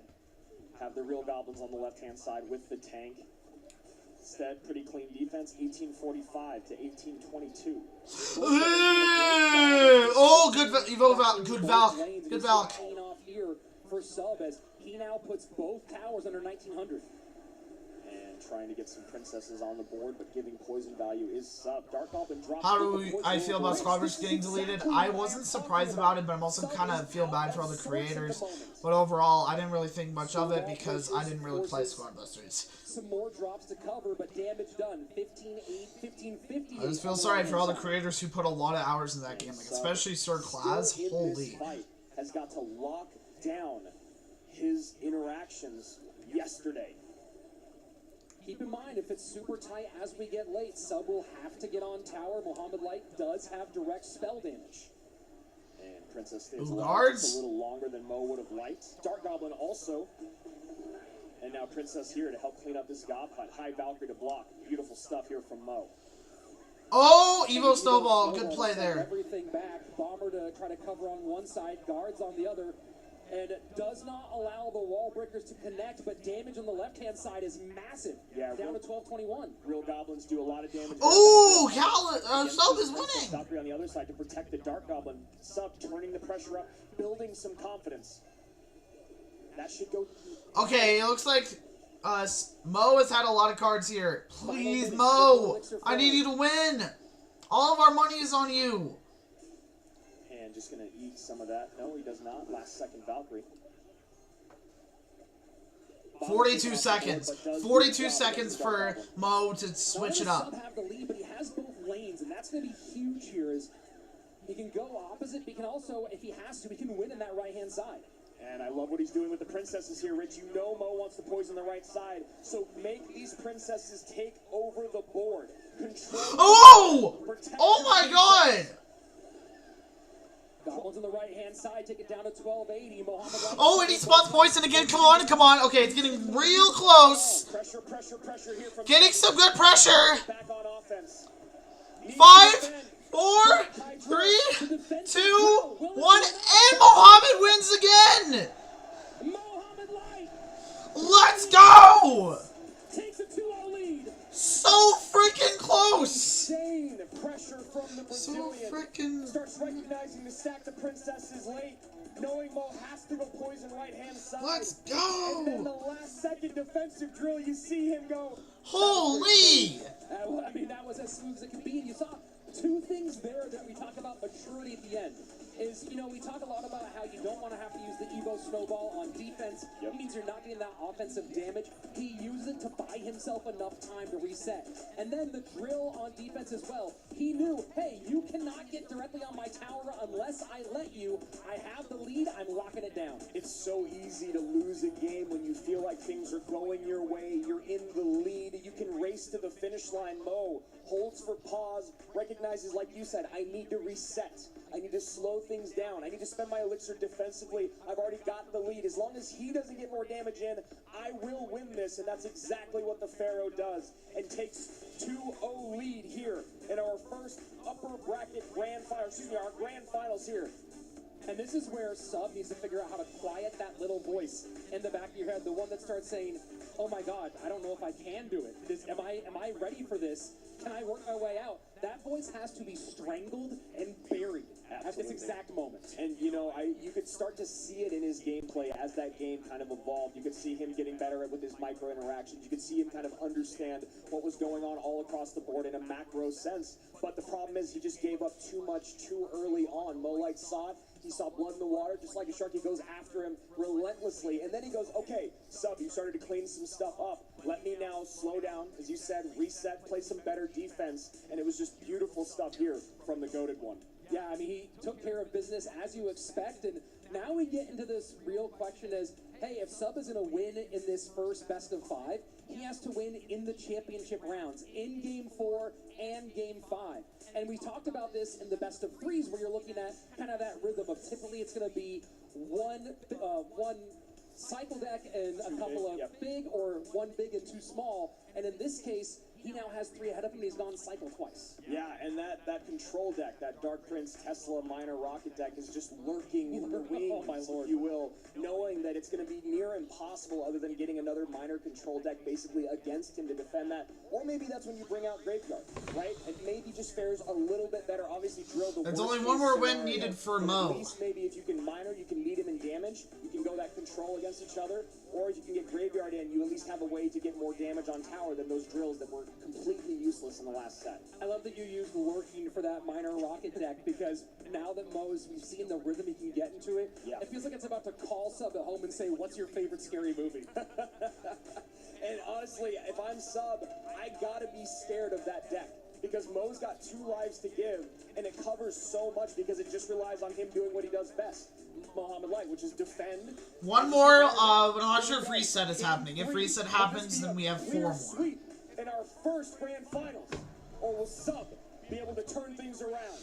Other big question. Well, basically, so he starts with Fire Spirit and Log, so he does have 1 spell.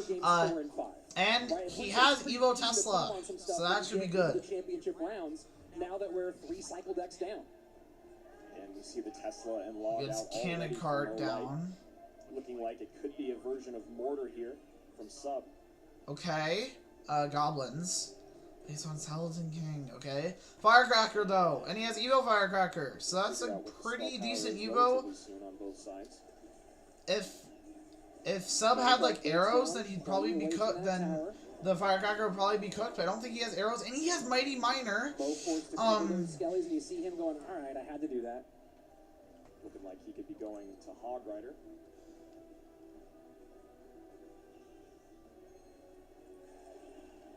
Good little bit of pressure here from Sub on the left-hand lane, and now going back to the right. Tesla okay, back to Tesla.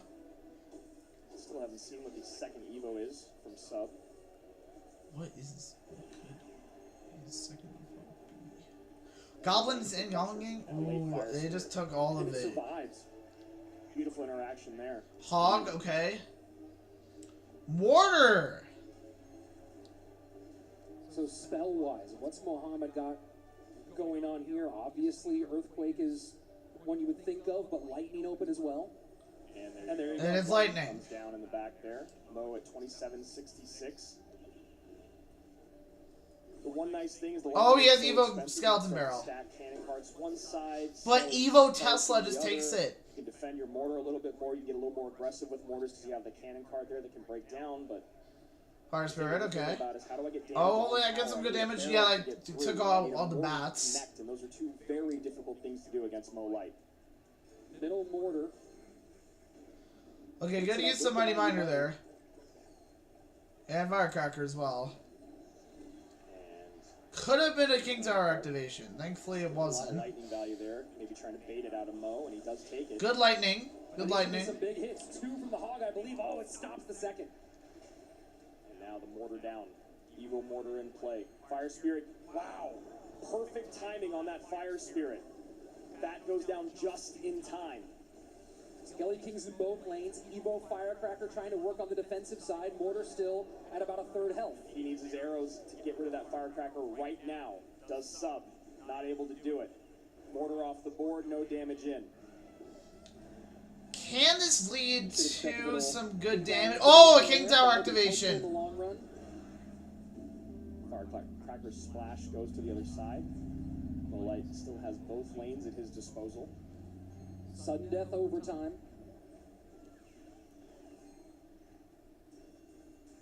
And Sub setting up the Skelly. Why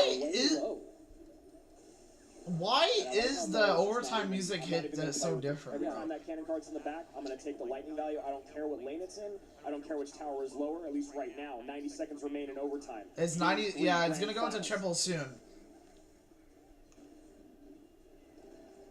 And a bit of a stalemate for Sub. Yeah, he's got to figure out what can he do to get to the second level. He's again in a situation. And that Firecracker is going to be devastating here. Holy! Oh my god, some really good damage on the tower from Mo. But I'm not even going to worry about if he's going to take a Grand Champion until if we know if reset is going to happen.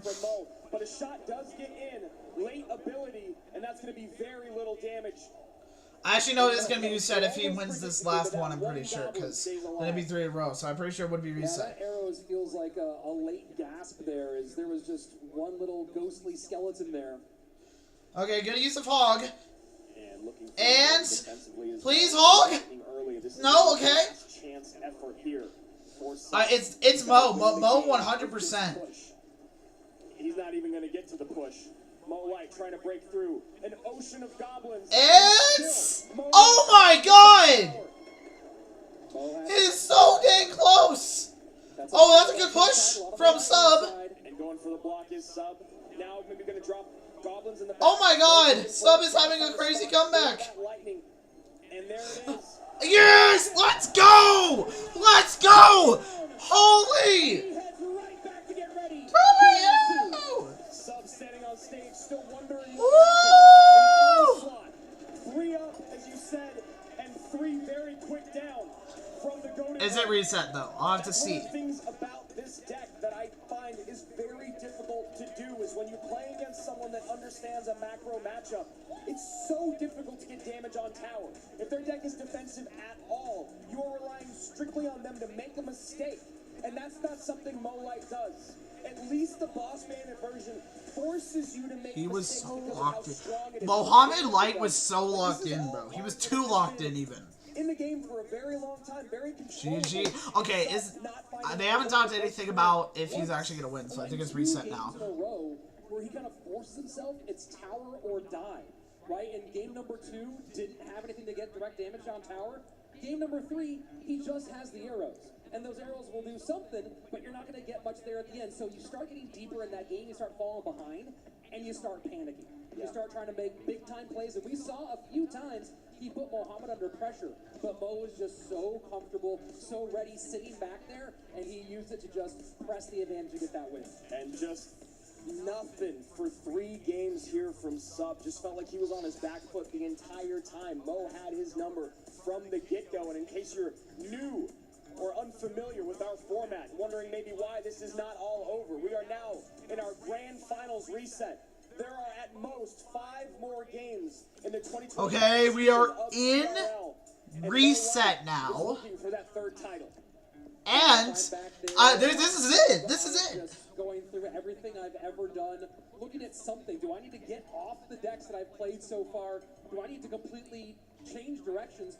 Keep in mind, we saw 3 cycle decks back to back to back. Yeah.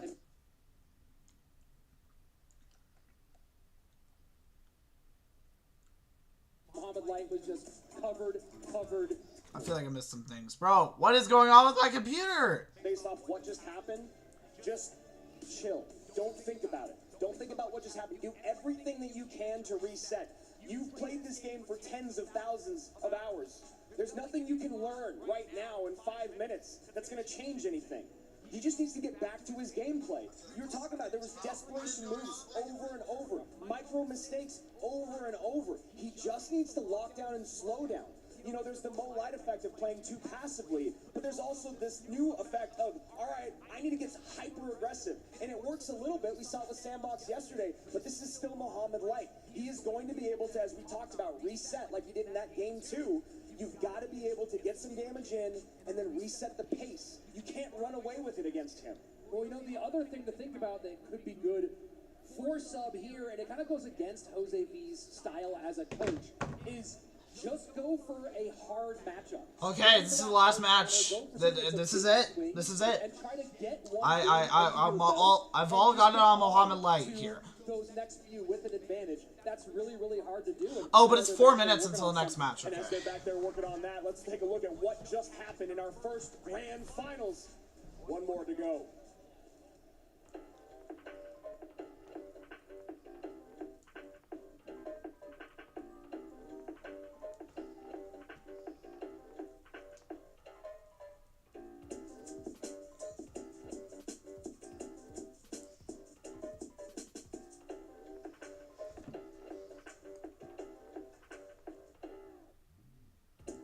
I'll be right back, guys.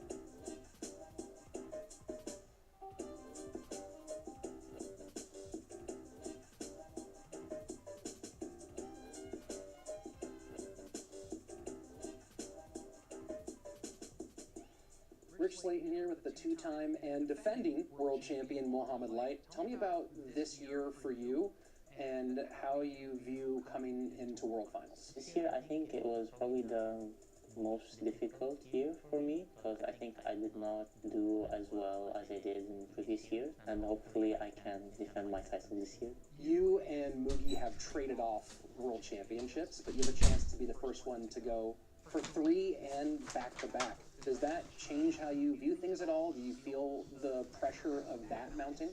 Coming into this event, we both have 2 world championships. Well, I hope I can win my 3rd one. Some people, maybe most people, consider you the greatest of all time in Clash Royale. What does that make you think, and what do you think sets you apart from everybody else? It makes me happy that there are some people who consider me as the best in the game. At the same time, with that it comes a lot of expectations from people, which can be difficult to manage sometimes. You are rapidly I can understand that. A pretty big number. The first person to ever hit $1 million in total prize money from Clash Royale. Do you ever think about that number? That's kind of crazy from a game you play on your phone. To come to this day and think about that, it's really amazing because I never thought I'd come this far, honestly, this game. So it makes me really proud and happy of my work throughout the years, and I'm hoping for more. You might be the most well-known name in Clash Royale worldwide. Is there anything you'd like to say to your supporters, people watching at home? I'd like to thank everyone for supporting me over the years, especially my family, my mom, my brother. I love everyone, and hopefully I can make everyone supporting me proud this year. Thanks a lot, Mohammed. And I know I speak for everyone when we're very excited to see what you do this weekend. Hopefully I can win. I'll do my best. Okay. I think this is it. I think this is it.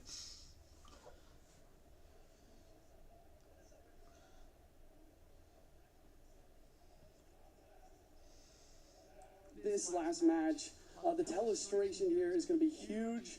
we're going through game 2, about the last 20 seconds, to really break down for you guys what exactly happened. So number 1 here, I just want to say 3 princesses on the board, insane control from Sub, and the idea here is to bait out the poison. But Mo, he's got the expertise. He understands that he has to play poison on the right-hand lane in order to basically continue to get that damage, right? But these princesses are stacking up. The Goblin Barrel's flying in. The Valkyrie here cleans up really well, as well as the Bomber, and then he gets the poison down. And I like what Sub is doing. Once again, the 3 princesses, but also the Dark Gob and Wallbreaker's attack, trying to pressure Mo to make a mistake, but that is what it takes to be a world champion. He gets the defense done after dropping that poison, and what a match, what an ending, what a reaction from It was definitely, that was a crazy matchup. Really well, really impressive stuff all around. We're getting another matchup for you guys set up, so I can, break that one down for you as well, as we're waiting for Mo and Sub to continue to prepare for the final best of 5 of the day. And we are hopping straight into this game. If I was on that stage, man, it would be really hard. I really liked what Sub was doing, though. He made everything he possibly could happen on this left side attack in order to apply pressure. And then the big question that you guys are probably wondering at home, why is Mo not playing this lightning on this tower? And lightning hits the 3 most healthy troops in its radius, which includes the tower. So he knows that Sub is ready and trying to deflect this, first with the bats, and while Sub continues the dual lane pressure, he's continuing to basically play troops by his tower in order to try and deflect that lightning. But Mo hits 2 spear gobs and gets the final hit in the tower to clutch the match. Unbelievable. Andrew, Rich, is there anything that you guys have to say about what we just seen? I mean, the biggest question for me is in that game that we just saw the last replay with the Lightning, that mortar deck, Juicy. That deck, how do you break through in those moments? You got the Skeleton King, Cannon Cart, the barrel, but nothing's getting on tower. Right, it's tough. I also like what you said about Mo not messing around with the cannon cart, is every time he dropped down, he's just lighting it off the board repeatedly. I think the best way to break through in that situation is to kind of do what he did, apply pressure with the mortars. It's your biggest asset when you're going up against the lightning version of the hog deck instead of EQ. But unfortunately, Sub's defense just wasn't enough with the most continuous pressure of the hogs in that right-hand lane. We saw all those lightning block attempts. We saw they're still yapping. A 5-piece troop. Of course, we saw a gang out there. That 6 on top of it. But then, of course, the Gob's not able to pick it up as he went for 2 and 1 on the outside. Thanks, Juicy. We really appreciate the extra insight there as we get some time for our championship. The final 5. The last gasp here to see if you can be a champion. And it's Sub with the entire nation of Brazil behind him. We've seen the booth over here. There's a booth that's had about somewhere between 6 and 55 Brazilians in there throughout this entire time. I know everyone's cheering for him there. Can he beat and stop Mo from being our 3-time world champion? I mean, since we've been in teams mode, you know that no matter what the matchup is, they're always going to root for their home guy in Sub. And here we go. Grand Finals.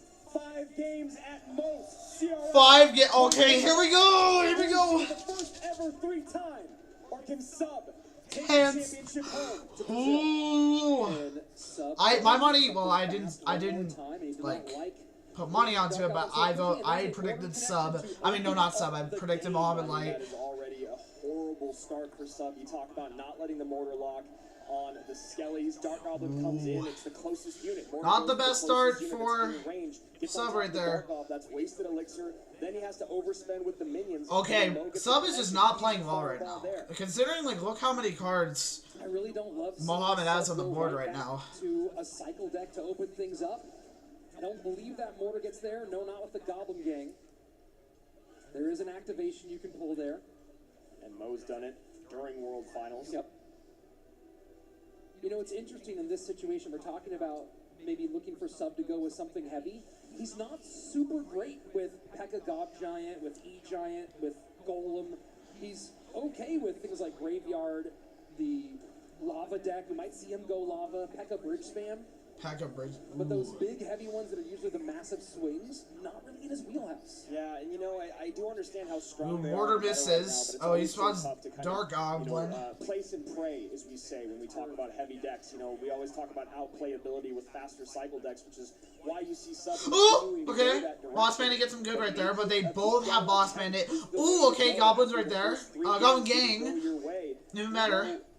Good dash right there. Hopefully he gets some good dash on the tower. Side, so sub not down, or down but not out. And this Boss Bandit should be cleaned up by that Berserker. Yeah, you saw Muhammad try to get the Goblin Gang down in time, timed with that Boss Bandit reset ability, but it was a little bit too far outside. Mortar goes ahead and connects, and sub's right back in this one. Going for a nearer. But obviously I just turned on the fan because it's getting real hot in here. Different pieces of this equation, and the fireball from Mo hitting that Dark Goblin, I'd start abusing it if I was sub, and then figure out a way to get the minions involved as well. And there you go, minions high, fireballs out, and there's the Dark Goblin, just the way you want to see it. That's gonna be. I was just gonna say that's gonna be so much of this matchup. Rich is trying to get that fireball out from Mo, and then abuse the other card that is best used with, or best defended with fireball. And what a smart skeleton barrel up there at the top, knowing that it was going to get taken down and pop those skeletons to control those boss bandits. Yeah, skeleton barrel is just such a great siege defense, you know, after its evolution especially. You talk about that double drop, it does so much damage, and then your opponent sits there and goes, is it even worth trying to take care of the skellies? Fireball in, now the minions come down. There you go, Clockwork. Clockwork usually doesn't work against Mo Light though. Sudden death overtime. Okay, yeah, we're in sudden death right now. Fairly solid lead, 1570 on the left-hand lane, 1728 on the right-hand tower for sub. And I was just going to say, I'd love to see a high Dark Goblin there, but almost walking towards the other side. Now, maybe giving some value here. And just continue to chip away in both lanes. We talk about the things that Mo does very well. It's early dual lane pressure. And the interactions with the Boss Bandit definitely going in Mo Light's favor, at least in this instance. 1570, 2084, game one of our upper bracket grand final reset. And you see with the lead right now, he's comfortable to go defensive border and just be the one controlling. Still trying to figure out what that last card is from sub. Feeling more and more like it is Lightning. Evo Mortar sets up on the right-hand side. Final minute, triple elixir. The last thing that sub can have happen is to go down 4 in a row. Dark Goblin gets sniped there. And sub, once again, just finding an incredibly difficult time breaking through. Maybe you heard us talk about how that other deck doesn't work very well, but this one also really struggling to get on tower. And arrows once again, yeah. Yep.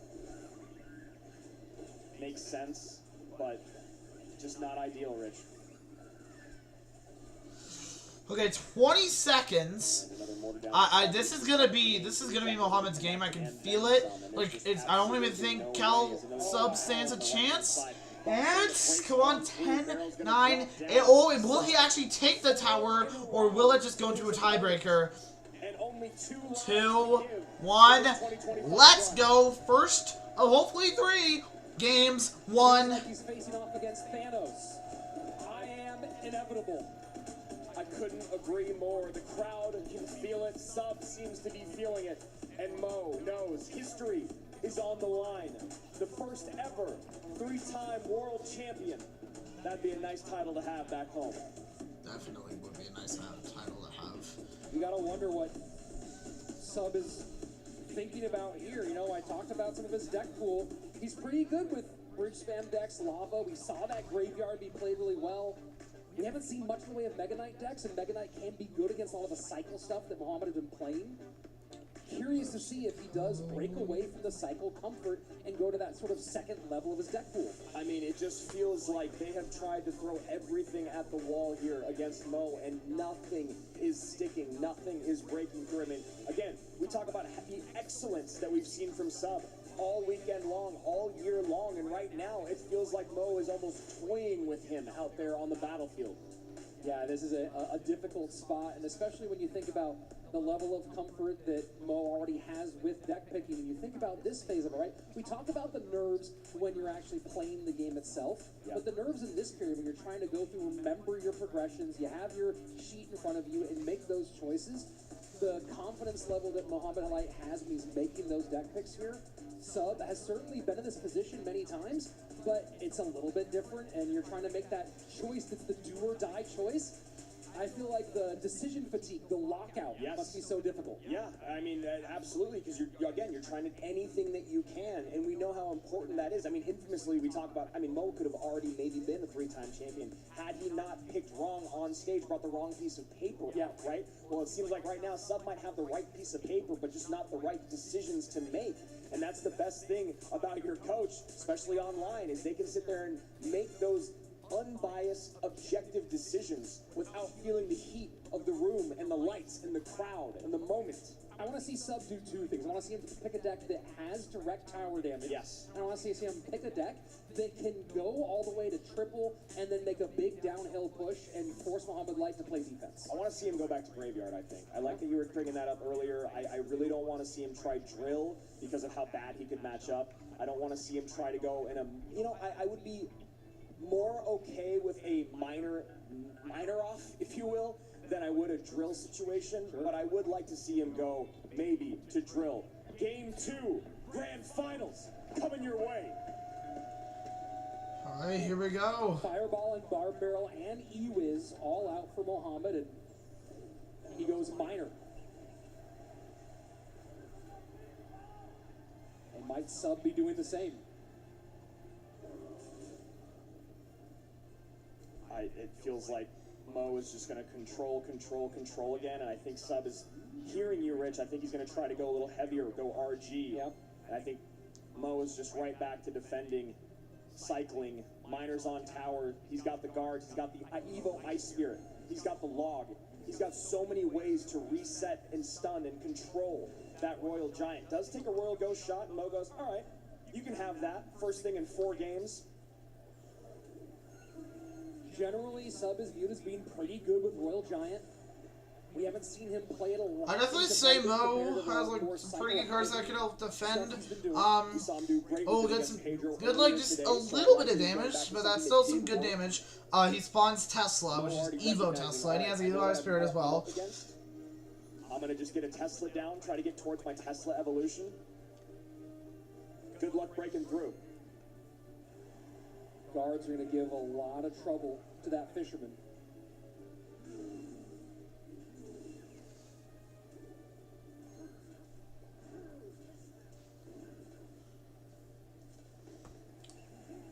The tension in this room right now, Andrew.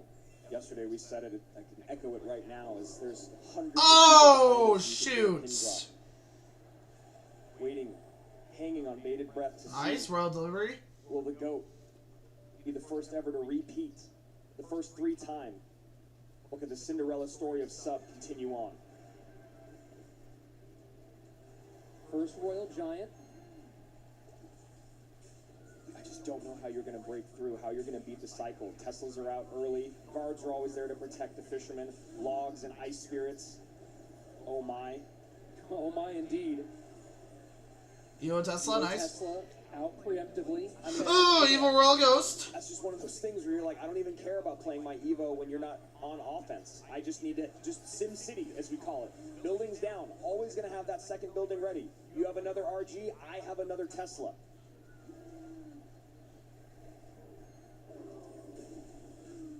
Guards off the board instantly.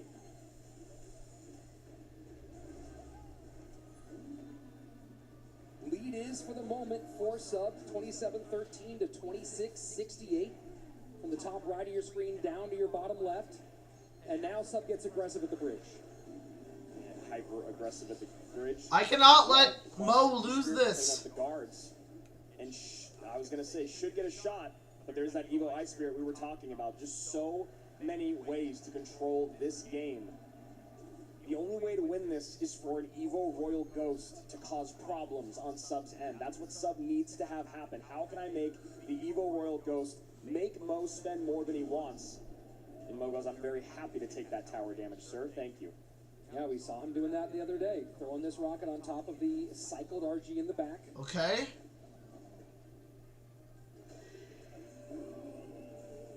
Evo Ghost cycled in the back for sub.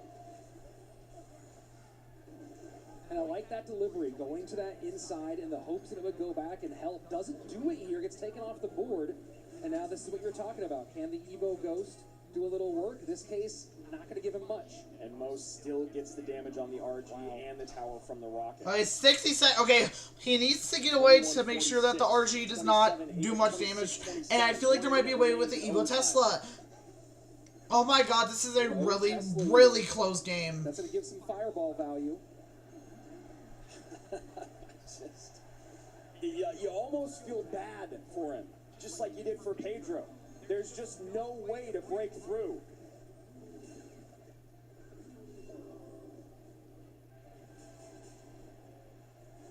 Royal Giant to the right-hand lane. Trying to force expenditure out away from his weak side tower. Evo Ghost goes into the guards, maybe to add pressure in both lanes, cleaned up by the delivery and log. Mo Light looks more locked in than we've ever seen him before, Rich. Yeah, he's locked in. Oh my god. Oh my god. Okay, he only needs one more before he's third-time world champion. Just a few more moments of defense from Mohamed Light. We see the little smile. Let's go! Back to back to back to back to back game wins. Hey! Yeah! What can you say?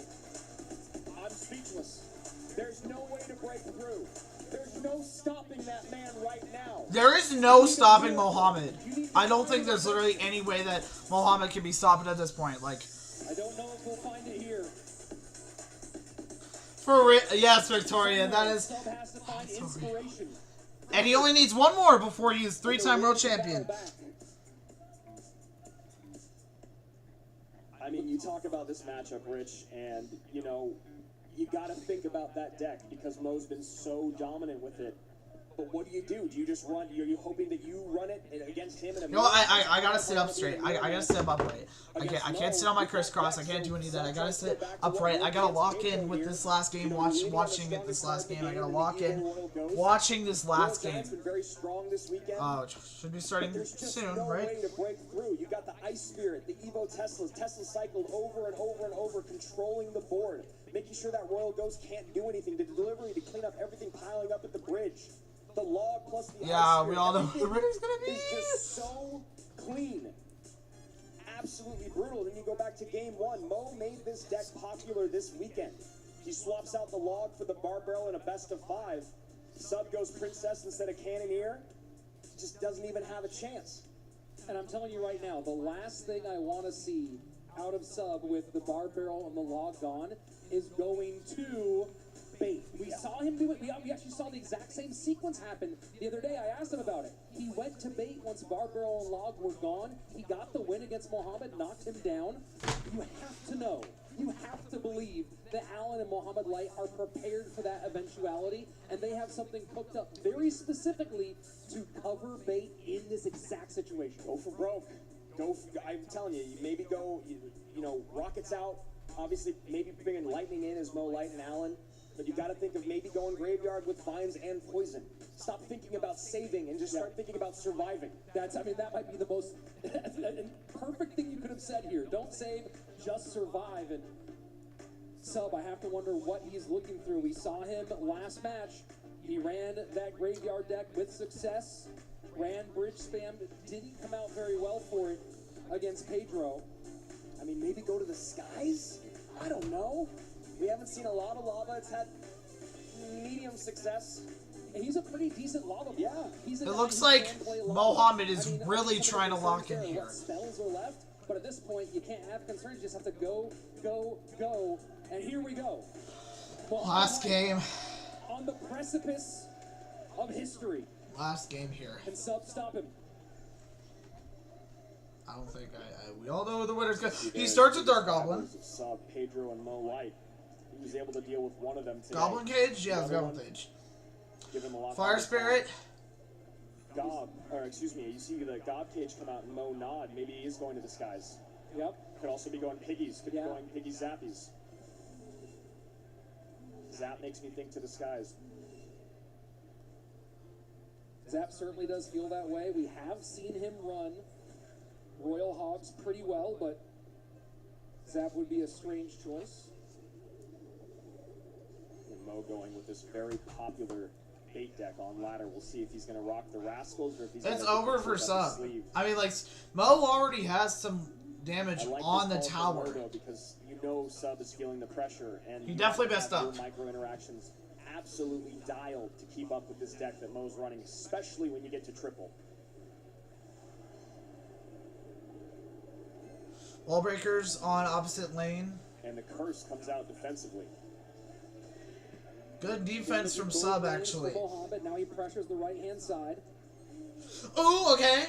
Oh my god. Great job cleaning up that Royal Ghost evolution. Looks like Valkyrie could be a pretty good counter to the evil Royal Ghost. A lot of times when we talk about going to the skies, going with Lava Hound, there has to be a moment where you sacrifice damage or a tower usually. Nice. Your lava on the got some damage. You have to make your opponent make mistakes elixir-wise. I'm to win this. As you can see right now, only about 1 elixir up, and a couple thousand HP down. Yeah, that's a really tough one. And now that we know... Okay, Zappies, nice. No spell, no big spell. Obviously, you have to contend with the vines. Yep. But if you can keep that flying machine, stack a couple flying machines, start abusing them. And the Goblins on tower. Evo Zap has to come down defensively there. Zappy's stunning, gonna get a double catch. Oh, it is so dang close now.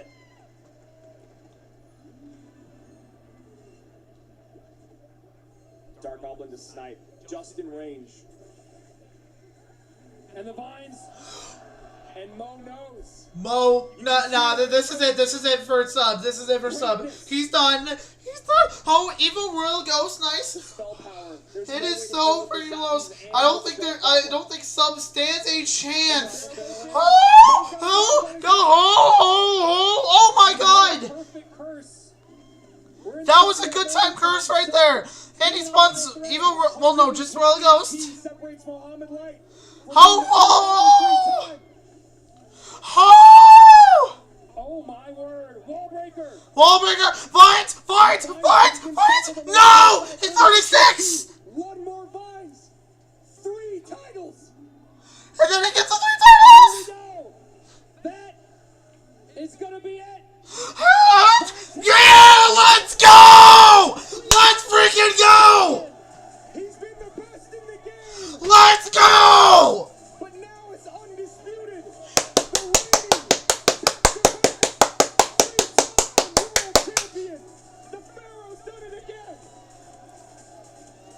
Let's freaking go! Will there ever be another like him? I don't believe Let's so. go! Him and Alan, so much work over the years. And he does it. Yes! Let's go down to the floor and hear from your world champion. Let's I don't think Sub stood a chance, but still. Oh my goodness. This is the most dominant world finals, grand finals that we have ever seen. One more time, I want to hear in the crowd, give it up for Muhammad Light.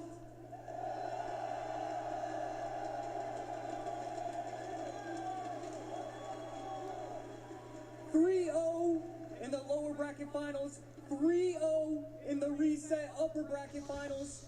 Fantastic job, 3-time world champ. Muhammad Light, take your crown.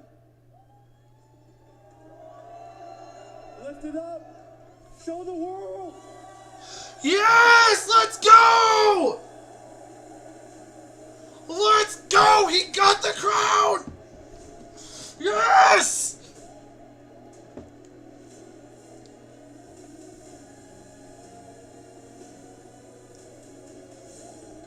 Let's freaking go, dude!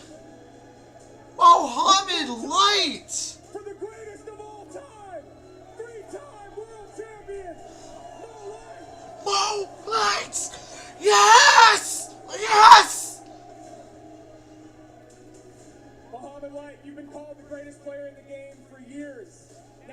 no arguing. 3 titles, 2 back-to-back. What does it feel like to be truly the undisputed greatest player in the history of Clash Royale? I'm hungry right now, so I want to eat. Nice. Mama's got food for you down there. You can see she's ready. Maybe you can buy dinner tonight. You've crossed the $1 million line in mobile esports. We've talked about that a lot. But more so, I want to know the decks, the play. You guys were unbreakable. Rich called you Thanos up on the desk. Talk to me about picking the decks and the plays in the grand finals. He could never break through. This is something that me and Alan worked throughout the year. Where, for example, I would solo practice against other pro players. So I basically pick my own decks and also play, you know. So I practiced a lot and I worked really hard on the deck picking aspect of things, and I'm very proud that it paid off, especially in this final.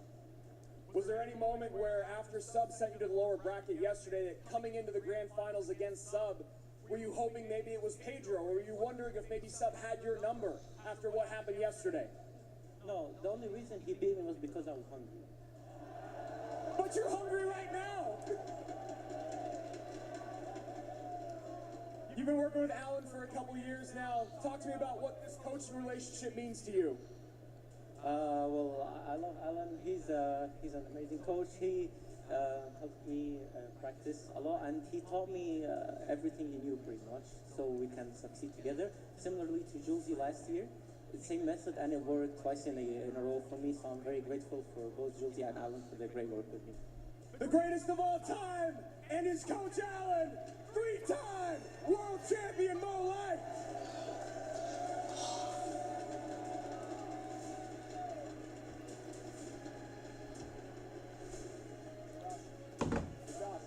Let's go. Everybody here, we want to say a huge thank you. You have made this the best experience in Clash Royale history. You out there are the wildest crowd we have ever seen. Yeah!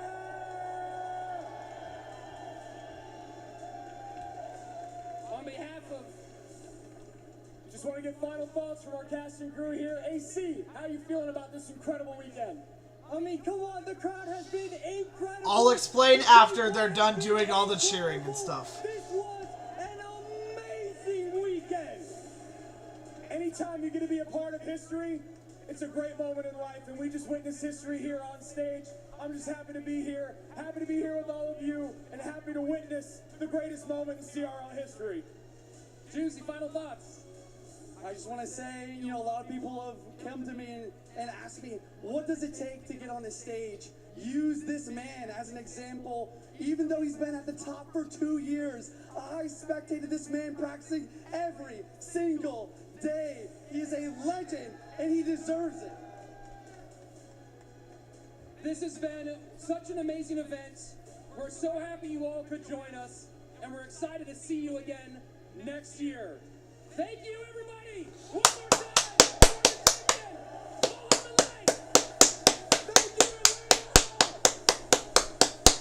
Let's go, Mohammed Light!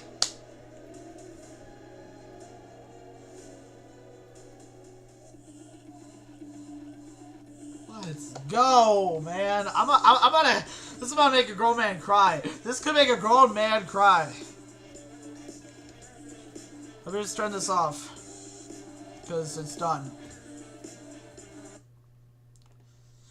Okay, now we're gonna answer all questions. So, no, Royale will not be streaming again today. That was a lot of cheering that I just did, and I don't really feel like streaming again today. But I will be live again tomorrow on my main channel. I will be live. I won't really be live on this channel anymore for the rest of this month, but I will be live on my Brawl Stars live channel. We will also be live reacting to the Brawl Stars World Finals at the end of this month, so make sure you guys stay tuned for that. But yeah, that was an amazing World Finals. Yeah, see you guys in the next stream. Goodbye. Wow.